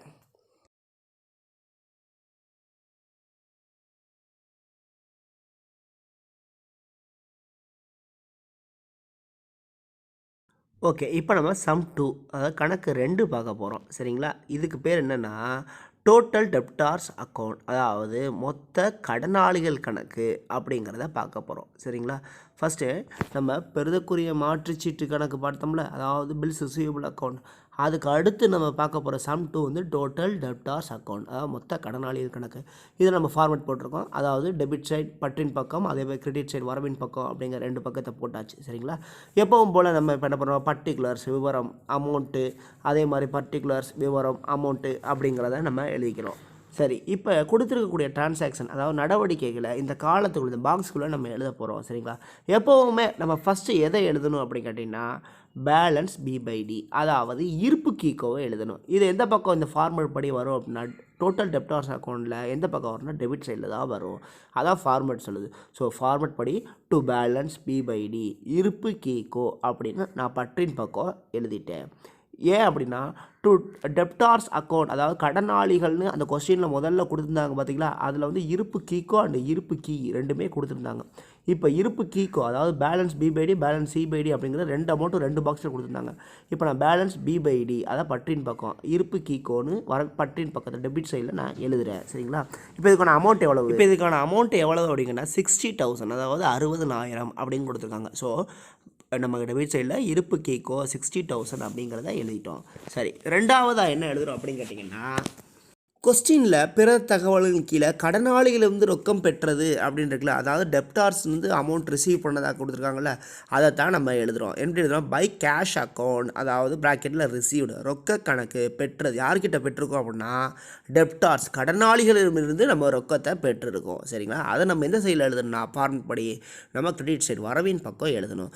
ஸோ பை கேஷ் அக்கௌண்ட் ப்ராக்கெட்டில் ரிசீவ்டு ரொக்க கணக்கு பெற்றது அப்படிங்கிறத நம்ம எழுதி அதுக்கான அமௌண்ட் எவ்வளோ 1,30,000, அதாவது 1,30,000 அப்படிங்கிறதையும் நம்ம கிரெடிட் சைடில் எழுதிக்கிறோம். இதுக்கு அடுத்தபடியாக நம்ம இந்த டோட்டல் டெப்டார்ஸ் அக்கௌண்ட், அதாவது மொத்த கடனாளிகள் கணக்கில் என்ன எழுத போகிறோம், பெறுதற்குரிய மாற்றுச்சீட்டு மறுக்கப்பட்டதுன்னு கொஸ்டினில் கொடுத்துருக்கா, அதாவது வாராக்கடன் இருக்குல்ல, அதுக்கு மேலே பெறுதற்குரிய மாற்றுச்சீட்டு மறுக்கப்பட்டதுன்னு அந்த பாக்ஸில் கொடுத்துருப்பாங்க. அதைத்தான் நம்ம எழுத போகிறோம். எந்த பக்கம் எழுத போகிறோம்னா மொத்த கடனாளிகள் கணக்கில் பட்டின் பக்கத்தில் எழுத போகிறோம். அதாவது டோட்டல் டெப்டார்ஸ் அக்கௌண்ட்டில் டெபிட் சைடில் நம்ம பெறுதற்குரிய மாற்றுச்சீட்டு மறுக்கப்பட்டது பில்ஸ் ரிசீவபிள் டிஸ்கானர் அப்படிங்கிறத நம்ம பதிவு செய்கிறோம். இதற்கான தொகை எவ்வளோனா 1,200. இது ஃபார்மேட் படி நம்ம என்ட்ரி பண்ணுறோம். நெக்ஸ்ட்டு நம்ம என்ன பண்ணோம்னா, வாடிக்கையாளருக்கு அளித்த தள்ளுபடி, கஸ்டமர்ஸ்க்கு நம்ம வந்து டிஸ்கவுண்ட் அலோவ் பண்ணியிருக்கோம்ல, அதை நம்ம எழுதுகிறோம். எந்த சைடில் எழுதுகிறோம் அப்படின்னா கிரெடிட் சைடில் நம்ம பை டிஸ்கவுண்ட் அலவுட், அதாவது அளித்த தள்ளுபடி கணக்கு அப்படிங்கிறத நம்ம கிரெடிட் சைடில் நம்ம எழுதுகிறோம். அதாவது வரவின் பக்கத்தில் நம்ம பதிவு செய்கிறோம். சரிங்களா? பை டிஸ்கவுண்ட் அலவுட் அளித்த தள்ளுபடி கணக்கு, இதற்கான தொகை 5,500 அப்படிங்கிறத நம்ம பதிவு செய்கிறோம். சரி, இதுக்கு அடுத்தபடியாக இப்போ கிரெடிட் சைடில், அதாவது வரவின் பக்கத்தில் இதுக்கு அடுத்தபடியாக நம்ம எதை பதிவு செய்ய போகிறோம் அப்படின்னு கேட்டிங்கன்னா, நமக்கு வாரா கடன் ஒன்று இருக்குது பார்த்தீங்களா, அந்த வாரா கடன் பேட் டெப்ட்ஸ்னு சொல்லுவாங்களா, அந்த பேட் டெப்ட்ஸ் தான் நம்ம என்ன செய்கிறோம்னா கிரெடிட் சைடில் வரவின் பக்கத்தில் இப்போ பதிவு செய்கிறோம். பை பேட் டெப்ட்ஸ் அக்கௌண்ட் வாரா கடன் கணக்கு, இதற்கான தொகை எவ்வளோனா, இதற்கான தொகை 3,500, அதாவது 3,500 ரூபாயை நம்ம வரவின் பக்கத்தில் பதிவு செய்யணும். சரிங்களா? சரி, இப்போது அடுத்ததாக என்ன பதிய போகிறோம் அப்படிங்கிறதுக்கு நான் ஒரு விஷயத்தை உங்களுக்கு ஞாபகப்படுத்துகிறேன். லாஸ்ட் நம்ம பெறுதற்குரிய மாற்றுச்சீட்டு கணக்கு, அதாவது பில்ஸ் ரிசீவபிள் அக்கௌண்ட் அப்படிங்கிற ஒன்று தயாரித்தோம்ல, அப்போ நான் அதனுடைய ஆன்சரை நான் உங்களுக்கு பிளிங்க் பண்ணி காமிச்சேன் பார்த்தீங்களா, எல்லோ கலரில். அந்த ஆன்சரை நான் நெக்ஸ்ட் கணக்கில் உங்களுக்கு வந்து கண்டினியூ ஆகும் அப்படி சொல்லல, அதை தான் நம்ம இங்கே எடுத்து எழுத போகிறோம். என்னென்னு எழுத போகிறோம்னா, பெறுதற்குரிய மாற்றுச்சீட்டு கணக்கு அப்படின்னு போட்டு மாற்றுச்சீட்டு பெற்றது, அந்த அமௌண்ட் கண்டுபிடிச்சி மாற்றுச்சீட்டு பெற்றதுன்னு லாஸ்ட்டாக 11,200 ஒரு அமௌண்ட் கண்டுபிடிச்சோம்ல, அதை தான் இங்கே கொண்டு வரோம். பெறுதற்குரிய மாற்றுச்சீட்டு கணக்கு அப்படின்னு போட்டு மாற்றுச்சீட்டு பெற்றது அப்படிங்கிறத சொல்கிறோம். அதாவது பில்ஸ் ரிசீவபிள் அக்கௌண்ட் அப்படின்னு போட்டு பில்ஸ் ரிசீவ்டு அப்படிங்கிறத நம்ம ப்ராக்கெட்டில் போட்டுக்கிறோம். சரிங்களா? பில்ஸ் ரிசீவ்டு அப்படிங்கிறத ப்ராக்கெட்டில் போட்டுக்கிறோம். அதற்கான அமௌண்ட் எவ்வளோன்னா, நம்ம லாஸ்ட் டைம் எல்லோ கலரில் காமிச்சேன்ல, அதே மாதிரி இங்கேயும் நான் எல்லோ கலர்லேயே காட்டுறேன். ஏன்னா அங்கேருந்து கொண்டு வந்திருக்கேன் அப்படிங்கிறதுக்கா. 11,200 எவ்வளவு, 11,200 ரூபாய். சரி, இப்போ மேக்ஸிமம் எல்லா இதையும் நம்ம போட்டுட்டோம். இப்போ கடைசியாக இருக்கிறது என்னென்னா, by balance c by d, அதாவது இருப்பு கிஇ, அதை தான் நம்ம எழுத போகிறோம். By balance c by d, இருப்பு கிஇ அப்படிங்கிறத நம்ம இப்போ எழுத போகிறோம். சரிங்களா? ஏன்னா எல்லா தகவலையுமே நம்ம எழுதிட்டோம், கடைசியாக இதை தான் எழுதணும். ஸோ இருப்பு கி balance B by D C by டியை நம்ம இப்போ எழுதுகிறோம். இதற்கான தொகை எவ்வளவு அப்படின்னு கேட்டிங்கன்னா, இதற்கான தொகை ரூபாய் 55,000, அதாவது 55,000. பேலன்ஸ் சி பை டி, இருப்பு கீ எவ்வளோன்னா 55,000. அதாவது நம்ம கொடுத்துருப்பாங்களா டெப்டார்ஸில் 2 அமௌண்ட்டு கொடுத்துருந்தாங்களா மேலேயே, அதில் ஒன்று வந்து ஓப்பனிங், இன்னொன்று க்ளோசிங் தான் நம்ம, அதாவது ஒன்று வந்து தொடக்கம், இன்னொன்று இறுதி. அந்த இறுதிக்கான அமௌண்ட்டு தான் 55,000, அதான் இருப்பு கீ அப்படிங்கிறத எடுத்துக்கிறோம். சரி, இப்போ எல்லாத்தையுமே எழுதிட்டோம். வழக்கம் போல் எந்த சைடு அதிகமாக இருக்குது, டெபிட் சைடா கிரெடிட் சைடா அப்படின்னு பார்த்தா நமக்கு கண்டிப்பாக கிரெடிட் சைடு வரவின் பக்கம் தான் அதிகமாக இருக்குது. ஸோ வரவின் பக்கத்தை கூட்டினா நமக்கு 2,05,200 ரூபாய் கிடைக்கிறது. சரிங்களா? 2,05,200 ரூபாய். இது வரவின் பக்கம் கிரெடிட் சைடில் இருக்கக்கூடிய மொத்த வரக்கூடிய நடவடிக்கைகளில் உள்ள தொகைகளை ஃபுல்லாக கூட்டினா நமக்கு இந்த 2,05,200 2,05,200 ரூபாய் கிடச்சிருது. ஆனால் இதே அமௌண்ட்டு தான் நமக்கு எந்த பக்கம் போடும், டெபிட் சைடிலும் போடும். ஏன்னா டெபிட் சைடும் கிரெடிட் சைடும், அதாவது பற்றின் பக்கம் வரவின் பக்கம் ரெண்டுமே எப்போவுமே சரிசமமாக இருக்கணும். அதனால் இதே தொகையை நம்ம பற்றின் பக்கத்தில் டெபிட் சைடில் எழுதிடுறோம். இப்போ டெபிட் சைடு பற்றின் பக்கம் 2,05,200 வந்துருச்சு. சரிங்களா? இப்போது டெபிட் சைடும் அண்ட் கிரெடிட் சைடும் ஈக்குவலாக ஆயிடுச்சு. சரிங்களா? பட் நமக்கு கிரெடிட் சைடில் அதுக்குரிய டிரான்சாக்ஷன் நடவடிக்கைகள் எல்லாமே வந்துச்சு வரவு சைடு. அதனால் நம்ம அதை வந்து மொத்தமாக கூட்டி 2,05,200 இயற்கையாகவே போட்டோம், நேச்சுரலாக போட்டோம். ஆனால் டெபிட் சைடு பற்றின் பக்கத்தில் அதே தொகை 2,05,200 நமக்கு நேச்சுரலாக வந்துச்சான்னு கேட்டால் இல்லை. நம்ம ஈக்குவல் பண்ணி சமமாக காட்டணுங்கிறதுக்காக போட்டிருக்கோம். இப்போது என்ன செய்யணும்னா, அந்த 2,05,200ஐயும் டெபிட் சைடில் இதுவரை வந்திருக்கக்கூடிய அந்த ரெண்டு தொகையும், ஒன்று 60,000, இன்னொன்று 1,200, இந்த ரெண்டு தொகையும் நம்ம என்ன செய்கிறோம், இதோட கழிக்கிறோம். அப்போ 61,200ஐயும் 2,05,200ஐயும் கழித்தால் நமக்கு எவ்வளவு கிடைக்கும் அப்படிங்கிறத இப்போ நம்ம ஒர்க் அவுட் பண்ணி பார்க்குறோம். அதன்படி நமக்கு இந்த கிரெடிட் சைடில் வந்திருக்கக்கூடிய மொத்த டோட்டலையும் டெபிட் சைடில் இருக்கக்கூடிய அந்த அமௌண்ட்டையும் கழித்தால் நமக்கு கிடைக்கக்கூடியது 1,44,000 ரூபாய். 1,44,000 ரூபாய், 1,44,000. சரிங்களா? சரி, இப்போ நமக்கு அந்த 1,44,000, அதாவது 1,44,000ங்கிறது ரெண்டு சைடுக்கு உள்ள டிஃப்ரெண்ட்டாக நமக்கு கிடைச்சிது. அதாவது டெபிட் சைடில் நேச்சுரலாக இருந்த அமௌண்ட்டுக்கும் கிரெடிட் சைடில் நேச்சுரலாக இருந்த அமௌண்ட்டுக்கும், அதாவது பட்டின் பக்கம் நமக்கு கணக்கின்படி கொடுத்த தொகைக்கும் வரவின் பக்கம் கணக்கின்படி வந்த நடவடிக்கைகளின் தொகைக்கும் இடையில் உள்ள அந்த வித்தியாசமாக வரக்கூடிய அமௌண்ட்டு 1,44,000 ரூபா. இந்த 1,44,000 ரூபாய்க்கு நம்ம ஒரு பேர் கொடுக்கணும். அதுதான் என்ன அப்படின்னா, அதுதான் விற்பனை. அதுதான் என்னது, விற்பனை. இங்கிலீஷில் சேல்ஸ். அப்போ நம்ம எப்படின்னா டு சேல்ஸ் அக்கௌண்ட் விற்பனை அப்படின்னு கொடுத்துடணும். ப்ராக்கெட்டில் டு சேல்ஸ் அக்கௌண்ட் ப்ராக்கெட்டில் கிரெடிட்னா என்னது, கடன். விற்பனை கணக்கு கடன் அப்படிங்கிறத ப்ராக்கெட்டில் மென்ஷன் பண்ணுறோம். ஏன்னா இந்த பற்றின் பக்கத்தில் உள்ள தொகைக்கும் வரவின் பக்கத்தில் உள்ள தொகைக்கும் இடையில் உள்ள வித்தியாசமாக வரக்கூடிய தொகை தான் என்னதுன்னா கடன் விற்பனை, அதாவது கிரெடிட் சேல்ஸ் அப்படிங்கிறத இந்த கணக்கில் காட்டுறாங்க. ஸோ அதை நம்ம பதிவு பண்ணிக்கிடுவோம். சரி, இந்த மொத்த கடனாளி கணக்கு, அதாவது டோட்டல் டெப்டார்ஸ் அக்கௌண்ட்டுக்கு கொடுத்துருக்கக்கூடிய கொஸ்டினில் இருக்கக்கூடிய எல்லா டிரான்சாக்ஷன், அதாவது கேள்வியில் கொடுத்துருக்கக்கூடிய எல்லா விதமான நடவடிக்கைகளையும் நம்ம பதிவிட்டு இந்த மொத்த கடனாளி கணக்கையும் தயாரிச்சிட்டோம். அதாவது டோட்டல் டெப்டார்ஸ் அக்கௌண்ட்டை நம்ம க்ரியேட் பண்ணிட்டோம். சரிங்களா? இப்போ இதோடைய ஆன்சரை உங்களுக்கு நான் பிளிங்க் பண்ணி காமிப்பேன். 1,44,000 நமக்கு டெபிட் சைடில் வருதுல, அந்த 1,44,000, அதாவது 1,44,000 அப்படிங்கிற தொகையை உங்களுக்கு நான் பிளிங்க் பண்ணி காட்டுறேன். அதுதான் அமௌண்ட்டு. இப்போ லாஸ்ட் டைம் நான் என்ன சொன்னேன், பெறுதற்குரிய மாற்றுச்சீட்டு கணக்கு, அதாவது பில்ஸ் ரிசீவபிள் அக்கௌண்ட்டில் வரக்கூடிய அந்த ஃபைனலாக நம்ம ஒரு அமௌண்ட் கண்டுபிடிச்சோம்னா 11,200, அது நெக்ஸ்ட்டு வரக்கூடிய டோட்டல் டெப்டார்ஸ் அக்கௌண்ட் மொத்த கடனாளி கணக்குலையும் நமக்கு கண்டினியூஸாக வரும் அப்படின்னு சொன்னோம்ல. அதே மாதிரி இப்போ என்ன சொல்கிறேன்னா, நம்ம ஃபஸ்ட்டு செகண்ட் செஞ்சுட்டோம். இப்போ செகண்ட் சம்மில் வந்த இந்த ஆன்சரு, செகண்ட் சம்மில் வந்த இந்த டோட்டல் டெப்டார்ஸ் அக்கௌண்ட்டில் மொத்த கடனாளி கணக்கில் வந்த இந்த விடையும் நமக்கு அப்படியே மூணாவது கணக்கு செய்யக்கூடிய பில்ஸ் பேயபிள் அக்கௌண்ட் செலுத்தக்கூடிய மாற்றுச்சீட்டு கணக்குலையும் கண்டினியூஸாக வரும். சரிங்களா? ஸோ இந்த 4 கணக்கும் அதோடைய ஆன்சர் அடிப்படையில் நமக்கு தொடர்ச்சியாக வந்துக்கிட்டே தான் இருக்கும். சரியா? சரி, இப்போது இதுதான் இந்த சம் 2க்கான முழு ஆன்சர். இதை நல்லா பார்த்துக்கோங்க. இதை பார்த்ததுக்கப்புறம் நம்ம அப்படியே செலுத்தக்கூடிய மாற்றுச்சீட்டு, அதாவது பில்ஸ் பேயபிள் அக்கௌண்ட், அது எப்படி தயாரிக்குங்கிறத இப்போ நம்ம பார்க்க போகிறோம். சரி, இப்போ நம்ம அடுத்ததாக பார்க்க போகிறது சம் 3 கணக்கு 3. அதாவது இது என்ன கணக்கு அப்படின்னு பார்த்தீங்கன்னா, இதுக்கு முன்னாடி வந்த 2 அதாவது பெருதக்குரிய மாற்றுச்சீட்டு, அதுக்கடுத்து மொத்த கடனாளிகள் கணக்கு பார்த்துறோம். இப்போ பார்க்குறோம் பில்ஸ் பேயபிள் அக்கௌண்ட், செலுத்துக்குரிய மாற்றுச்சீட்டு கணக்கு அப்படிங்கிறத பார்க்குறோம். அதுக்கான நம்ம ஃபார்மேட் மாதிரி படித்தை போட்டோம். Debit side and credit side ரெண்டையும் போட்டோம். பற்றின் பக்கம் வரவின் பக்கம் போட்டால் பர்டிகுலர்ஸ், விவரம், தொகை இதெல்லாம் போட்டாச்சு. சரி, இப்போது கொடுத்துருக்கக்கூடிய கொஸ்டின்ஸை வச்சு நம்ம அப்படியே இதோடைய ஆன்சரை நம்ம க்ரியேட் பண்ண போகிறோம். ஃபஸ்ட்டு நம்ம எப்பவும் போல் என்ன பார்க்க போகிறோம்னா by balance B by d, by balance B by D.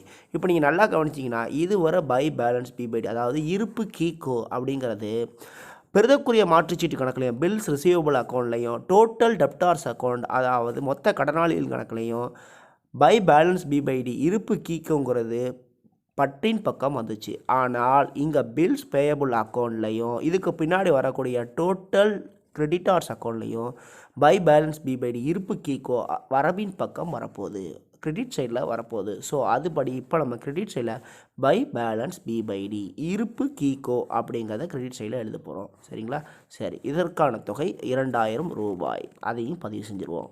Okay, இப்போ ஃபஸ்ட்டு ட்ரான்சாக்ஷன் முடிஞ்சிச்சு. அதாவது முதல் நடவடிக்கையை நம்ம பதிவு செஞ்சிட்டோம். இதுக்கு அடுத்தபடியாக நம்ம எதை பதிவு செய்ய போகிறோம்னா பற்றின் பக்கத்தில் ஒன்று பதிவு செய்ய போகிறோம். அது என்ன அப்படின்னு கேட்டிங்கன்னா, கொஸ்டினில் நமக்கு செலுத்தக்கூடிய மாற்றுச்சீட்டிற்கு செலுத்திய ரொக்கம் அப்படின்னு ஒன்று இருக்குது பார்த்தீங்களா கொஸ்டினில், அதைத்தான் நம்ம பதிவு செய்ய போகிறோம். அதாவது cash pay to bills payable அப்படின்னு இருக்கும். அதை நம்ம டெபிட் சைட் பற்றின் பக்கத்தில் பதிவு செய்ய போகிறோம். என்னென்னு பதிவு செய்ய போகிறோம் அப்படின்னு கேட்டிங்கன்னா, ஏன்னா கேஷாக நம்ம என்ன செஞ்சுருக்கோம், செலுத்தக்கூடிய மாற்றுச்சீட்டுக்கு நம்ம பே பண்ணியிருக்கோம். அதாவது ரொக்கமாக செலுத்தக்கூடிய மாற்றுச்சீட்டுக்கு பே பண்ணியிருக்கோம். So cash account to cash account debit சைடில் வர்றதுனா டு கேஷ் அக்கௌண்ட் ப்ராக்கெட்டில் பில்ஸ் பெய்டு, அதாவது தமிழில் ரொக்க கணக்கு அப்படின்னு போட்டு ப்ராக்கெட்டில் மாற்றுச்சீட்டிற்காக செலுத்தியது. அப்போ செலுத்தக்கூடிய மாற்றுச்சீட்டுக்காக பணத்தை செலுத்தியிருக்கோம் அப்படிங்கிறத நம்ம இதில் சொல்கிறோம். சரிங்களா?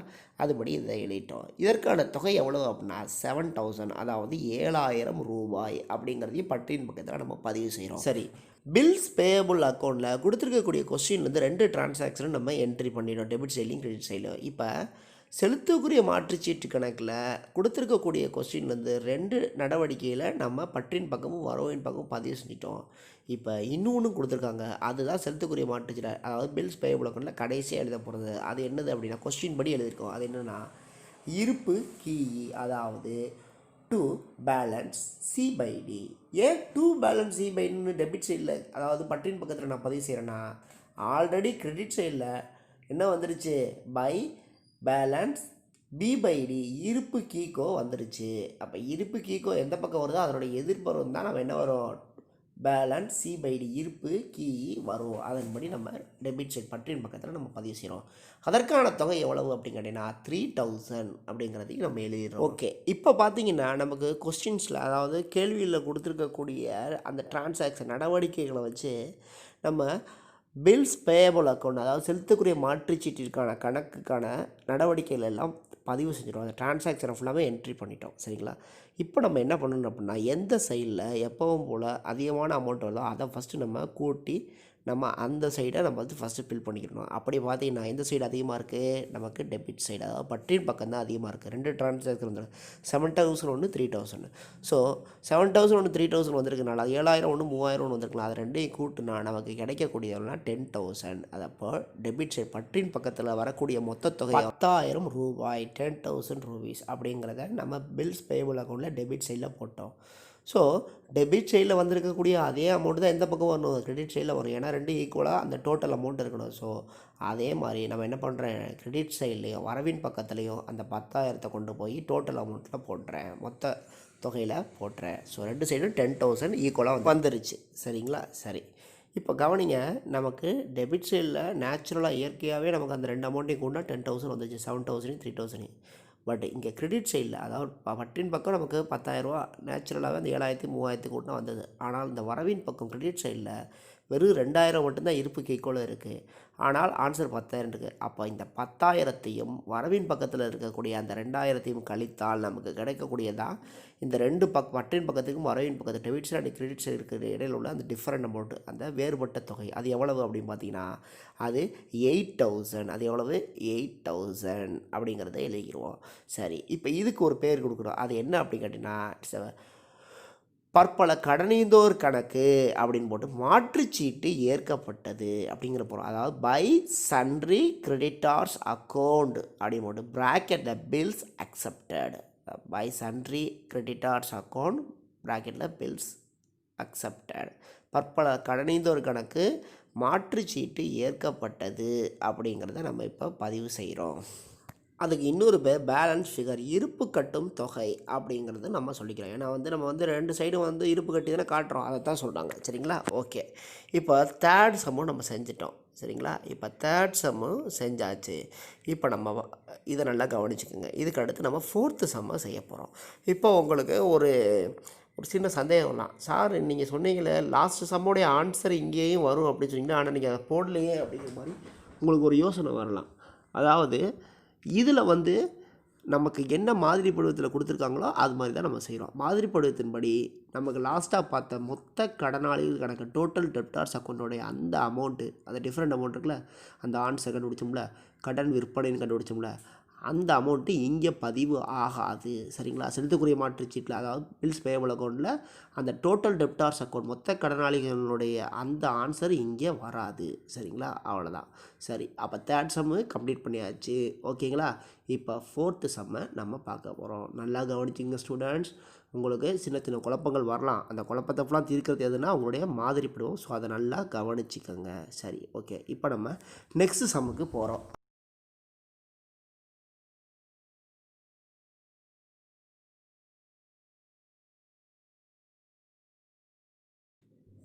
இப்போ நம்ம சம் 4க்கு போகிறோம். அதாவது கணக்கு 4க்கு நம்ம இப்போ பார்க்க போகிறோம். சரிங்களா? இது என்ன கணக்கு அப்படிங்கிறது பார்த்தீங்கன்னா, இதுக்கு வர 3 கணக்கு பார்த்தோன்னா, இந்த 4வது கணக்கு பேர் டோட்டல் கிரெடிட்டார்ஸ் அக்கௌண்ட், அதாவது மொத்த கடனீந்தோர் கணக்கு அப்படிங்கிறத சொல்லுவாங்க.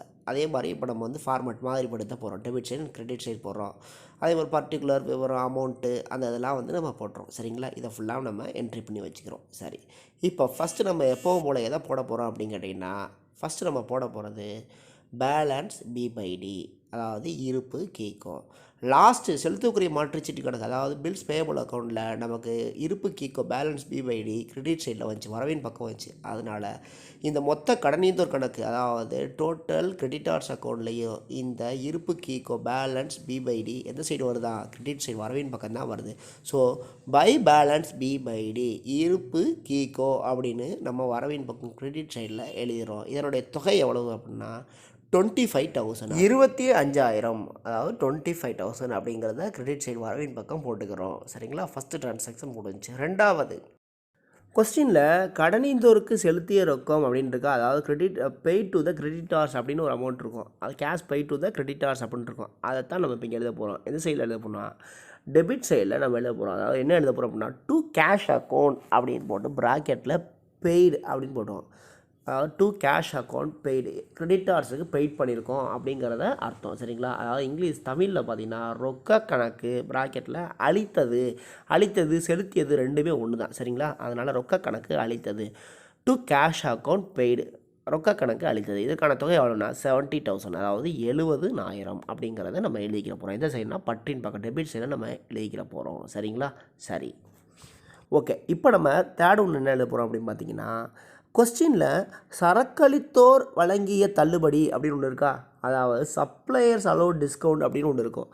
அதை தான் நம்ம இங்கே எழுத போகிறோம். எந்த சைடு எழுத போகிறோம்னா டோட்டல் கிரெடிட்டார்ஸ் அக்கௌண்ட், இந்த கணக்கில் டெபிட் சைடு, அதாவது மொத்த கடனீந்தோர்களில் பட்டின் பக்கத்தில் நம்ம எழுத போகிறோம். என்னென்னு எழுத போகிறோம்னா டு டிஸ்கவுண்ட்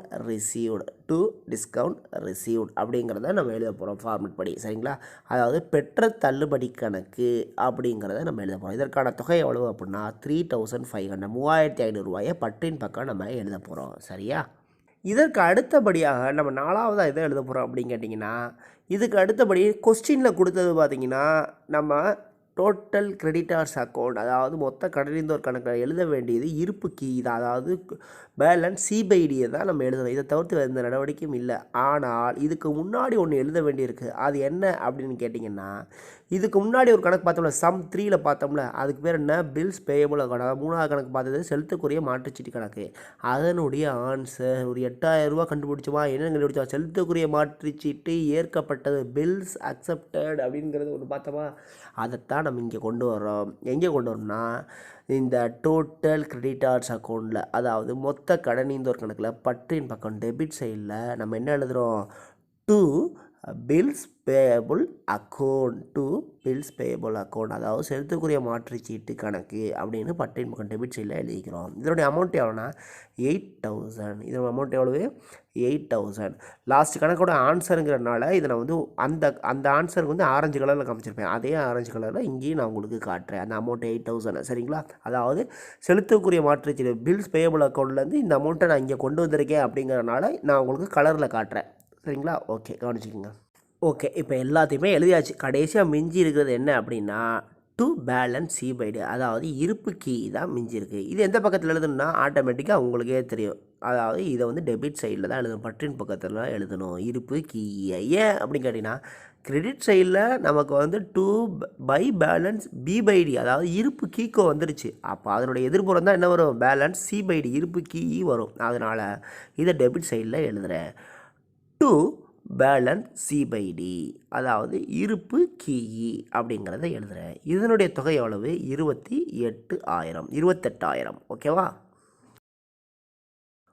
ஓகே. இப்போ இருப்பு கீயை எழுதிட்டாலே மேக்ஸிமம் வந்து கொஸ்டினில் கொடுத்துருக்கக்கூடிய எல்லாத்தையுமே நம்ம எழுதிடணும்னு அர்த்தம். சரிங்களா, அப்போ அந்த கொஸ்டின் கேள்வியில் கொடுத்துருக்கக்கூடிய எல்லா நடவடிக்கைகளுமே நம்ம என்ட்ரி பண்ணிட்டோம். சரி, இப்போ நம்ம வழக்கமாக என்ன செய்வோம், எந்த பக்கம் அமௌண்ட்டு கூடுதலாக இருக்கோ அந்த பக்கத்தை ஃபஸ்ட்டு கூட்டிக்கிடுவோம். சரிங்களா, அதனோட அமௌண்ட்டை பார்ப்போம். ஸோ ஃபஸ்ட்டு எந்த பக்கம் கூடுதலாக இருக்குன்னா ரொம்ப சிம்பிளாகவே சொல்லிடலாம், பற்றின் பக்கம் டெபிட் சைடில் தான் கூடுதலாக இருக்குது. ஏன், வரவின் பக்கம் வெறும் 25,000 தான் இருக்குது. ஆனால் பற்றின் பக்கம் டெபிட் சைடில் எடுத்தோடனே 70,000 இருக்குது. ஸோ அதைத்தான் ஃபஸ்ட்டு கூட்டுறோம். அப்படி ஃபஸ்ட்டு 70,000 ப்ளஸ் 3,500 ப்ளஸ் 8,000 ப்ளஸ் 28,000, அதாவது 70,000, அதனுடன் 3,500 கூட்டணும், அதனுடன் 8,000 கூட்டணும், அதனுடன் 28,000 கூட்டணும். இப்படி 4ஐயும் கூட்டினா அதற்கு வரக்கூடிய தொகை எவ்வளவு அப்படின்னா 1,09,500 ரூபாய். அப்போ கூடுதலாக எவ்வளோ வந்திருக்கு அப்படின்னா மொத்த கூடுதல் எவ்வளோன்னா 1,09,500 ரூபாய் எந்த பக்கம் வந்திருக்கு, பற்றின் பக்கம் வந்திருக்கு. அப்போ பற்றின் பக்கத்தில் வந்திருக்கக்கூடிய இந்த அமௌண்ட்டை தான் நம்ம என்ன செய்யணுமா, வரவின் பக்கத்தில் இருக்கக்கூடிய மொத்த தொகையிலையும் நம்ம எழுதணும். ஸோ பற்றின் பக்கத்தில் வந்திருக்கக்கூடிய அந்த மொத்த தொகை 1,09,500 அப்படியே எந்த பக்கம் எழுதுகிறோம், வரவின் பக்கமும் 1,09,500ன்னு நம்ம இப்போ பதிவு செய்கிறோம். இப்போ பதிவு செஞ்சதுக்கு பிறகு டெபிட் சைட் பற்றின் பக்கமும் வரவின் பக்கம் கிரெடிட் சைடும் ரெண்டும் ஈக்குவலாக இருக்குது. ரெண்டுமே எப்படி இருக்குது, ஈக்குவலாக. எந்த அமௌண்ட்டு, டோட்டல் அமௌண்ட்டு ஈக்குவலாக இருக்குது. சரிங்களா, சரி. ஆனால் பற்றின் பக்கம் வந்திருக்கக்கூடிய அந்த தொகையானது இயற்கையாகவே அதில் இருக்கக்கூடிய நடவடிக்கைகளை கூட்டினா அந்த அமௌண்ட்டு 1,09,500 ரூபா வந்துடும். ஆனால் வரவின் பக்கம் வெறும் 25,000 ரூபாய் தான் இருக்குது. இப்போ என்ன செய்யணும் உங்களுக்கே தெரியும். அப்போது இந்த 1,09,500ங்கிற அந்த மொத்த தொகையை அந்த வரவில் இருக்கக்கூடிய அந்த 25,000தோட நம்ம என்ன செய்யணும், மைனஸ் பண்ணணும். அப்போ 1,09,500ஐயும் அந்த 25,000த்தையும் மைனஸ் பண்ணுறோம். 1,09,500ஐயும் 25,000ஐயும் நம்ம இப்போ மைனஸ் பண்ணுறோம். அப்படி மைனஸ் பண்ணால் நமக்கு கிடைக்கக்கூடிய அமௌண்ட்டு எவ்வளோ அப்படின்னா 84,500, அதாவது 84,500 ரூபாய். இந்த பற்றின் பக்கத்திற்கும் வரவின் பக்கத்திற்கும், அதாவது டெபிட் சைடுக்கும் கிரெடிட் சைடுக்கும் டிஃப்ரெண்ட் அமௌண்ட்டாக, அதாவது வேறுபட்ட தொகையாக வரக்கூடிய அமௌண்ட்டு 84,500 ரூபாய். அதை நம்ம என்ன செய்யணும், கிரெடிட் சைடில் என்ட்ரி பண்ணிக்கிறோம். சரிங்களா, வரவின் பக்கத்தில் நம்ம பதிவு செஞ்சுக்கிறோம். சரி, அந்த தொகையை இப்போ நம்ம வரவின் பக்கம் கிரெடிட் சைடில் போட்டோம். இதுக்கு என்ன பேருனா பை பர்ச்சேஸ் அக்கௌண்ட் ப்ராக்கெட்டில் கிரெடிட். அதாவது தமிழில் என்ன சொல்கிறாங்கன்னா கொள்முதல் கணக்கு அப்படின்னு போட்டு ப்ராக்கெட்டில் கடன், அதாவது கடன் கொள்முதல். இதுதான் என்னது, கடன் கொள்முதல், அதாவது கிரெடிட் பர்ச்சேஸுங்கிறது இதுதான். அப்போ கிரெடிட் பர்ச்சேஸ் கடன் கொள்முதலுக்கான தொகை எவ்வளவுனா 84,500 ரூபாய். நமக்கு என்ன தொகை கண்டுபிடிக்க வேணும் அப்படின்னா இந்த மொத்த கடன் இந்த ஒரு கணக்கில், அதாவது டோட்டல் கிரெடிட்டார்ஸ் அக்கௌண்ட்டில் நம்ம என்ன கண்டுபிடிக்கணும் அப்படின்னா இந்த பர்ச்சேஸ் கிரெடிட், அதாவது கிரெடிட் பர்ச்சேஸ் கடன் கொள்முதலைத்தான் கண்டுபிடிக்க வேண்டும். அந்த அமௌண்ட்டை இப்போ நம்ம கண்டுபிடிச்சோம். அதற்கான தொகை எவ்வளவுனா 84,500 ரூபாய். அவ்வளவுதான். இப்போ இந்த கணக்கு முடிஞ்சிருச்சு. சரிங்களா, இப்போது முதல் கணக்கு, அதாவது பெருக்குறை மாற்றுச்சீட்டு அதுக்கடுத்து என்ன போட்டோம், மொத்த கடனாளிகள் கணக்கு, அதுக்கடுத்து செலுத்தக்குரிய மாற்றுச்சீட்டு, அதுக்கடுத்து டோட்டல் மொத்த கடன் நீந்தோர் கணக்கு எல்லாத்தையுமே நம்ம பார்த்தாச்சு. இதில் ஏதாவது டவுட் இருந்தால் நீங்கள் என்கிட்ட கேட்கலாம். ஓகே ஸ்டூடெண்ட்ஸ், வீடியோவை ஃபுல்லாக பார்த்ததுக்கு ரொம்ப நன்றி. Thank you so much. ஓகே, ஒரு சில விஷயங்களை மட்டும் நான் சொல்லிவிட்டு இந்த வீடியோவை நான் முடிச்சுக்கிறேன். இந்த இன்கம்ப்ளீட் சிஸ்டம் ரெக்கார்டுங்கிற சாப்டர் 1 உள்ள இந்த முழுமைப்பெறா பதிவேடுகள் உள்ள பகுதி 1 மொத்தம் ஒரு 4-5 ஃபார்மெட்டில் கணக்கு வரும். ஆனால் உங்களுக்கு நல்லா தெரிஞ்சுக்கோங்க, நீங்கள் இந்த கணக்குகளை தெளிவாக செய்யணும் அப்படின்னா முதல்ல உங்களுக்கு ஃபார்மெட் எல்லாமே கரெக்டாக தெரியணும். ஸோ இந்த ஃபார்மெட்டை நீங்கள் நல்லா படிச்சுக்கோங்க. மொத்தம் 4 வகையான ஃபார்மெட் வரும். அதாவது டோட்டல் டெப்டார்ஸ் அக்கௌண்ட், அதாவது மொத்த கடனாளிகள் கணக்கு, பில்ஸ் ரிசீவபிள் அக்கௌண்ட் பெருத்தக்குரிய மாற்றுச்சீட்டு கணக்கு, பில்ஸ் பேயபிள் அக்கௌண்ட் செலுத்தக்குரிய மாற்றுச்சீட்டு கணக்கு, அண்ட் ஃபைனலாக டோட்டல் கிரெடிட்டார்ஸ் அக்கௌண்ட் மொத்த கடனீந்தோர் கணக்கு அப்படிங்கிற 4 வகையான கணக்கு இருக்கும். 4க்கும் தனித்தனியான ஃபார்மெட் இருக்கும். அந்த 4 ஃபார்மெட்டையும் நல்லா வீட்டில் இருந்து ஸ்டடி பண்ணிக்கோங்க. நீங்கள் அந்த ஃபார்மெட்டை நல்லா ஸ்டடி பண்ணால் மட்டும்தான் உங்களுக்கு இந்த கணக்கு ஈஸியாக புரியும். ஸோ கொஞ்சம் இன்ட்ரெஸ்ட்டாக எடுத்து பண்ணிக்கோங்க. இந்த சாப்டரை முடிச்சோடனே நம்ம டெஸ்ட்டு வைப்போம். ஸோ டெஸ்ட்டுக்கு நீங்கள் ரெடி ஆகிக்கோங்க. இடையில உங்களுக்கு எந்த சந்தேகம்னாலும் நீங்கள் எனக்கு ப்ரைவேட்டாக மெசேஜ் பண்ணி கேட்டுக்கிறலாம். ஸோ இந்த குரூப்பில் உங்களால் மெசேஜ் பண்ண முடியாட்டா நீங்கள் ப்ரைவேட்டாக மெசேஜ் பண்ணி கேட்டுக்கலாம். சந்தேகங்களை அப்பப்போ தீர்த்துக்கோங்க. டெஸ்ட்டுக்கு ரெடி ஆகிக்கோங்க. எந்த டவுட்டாலும் கேட்டுக்கோங்க. Okay, thank you.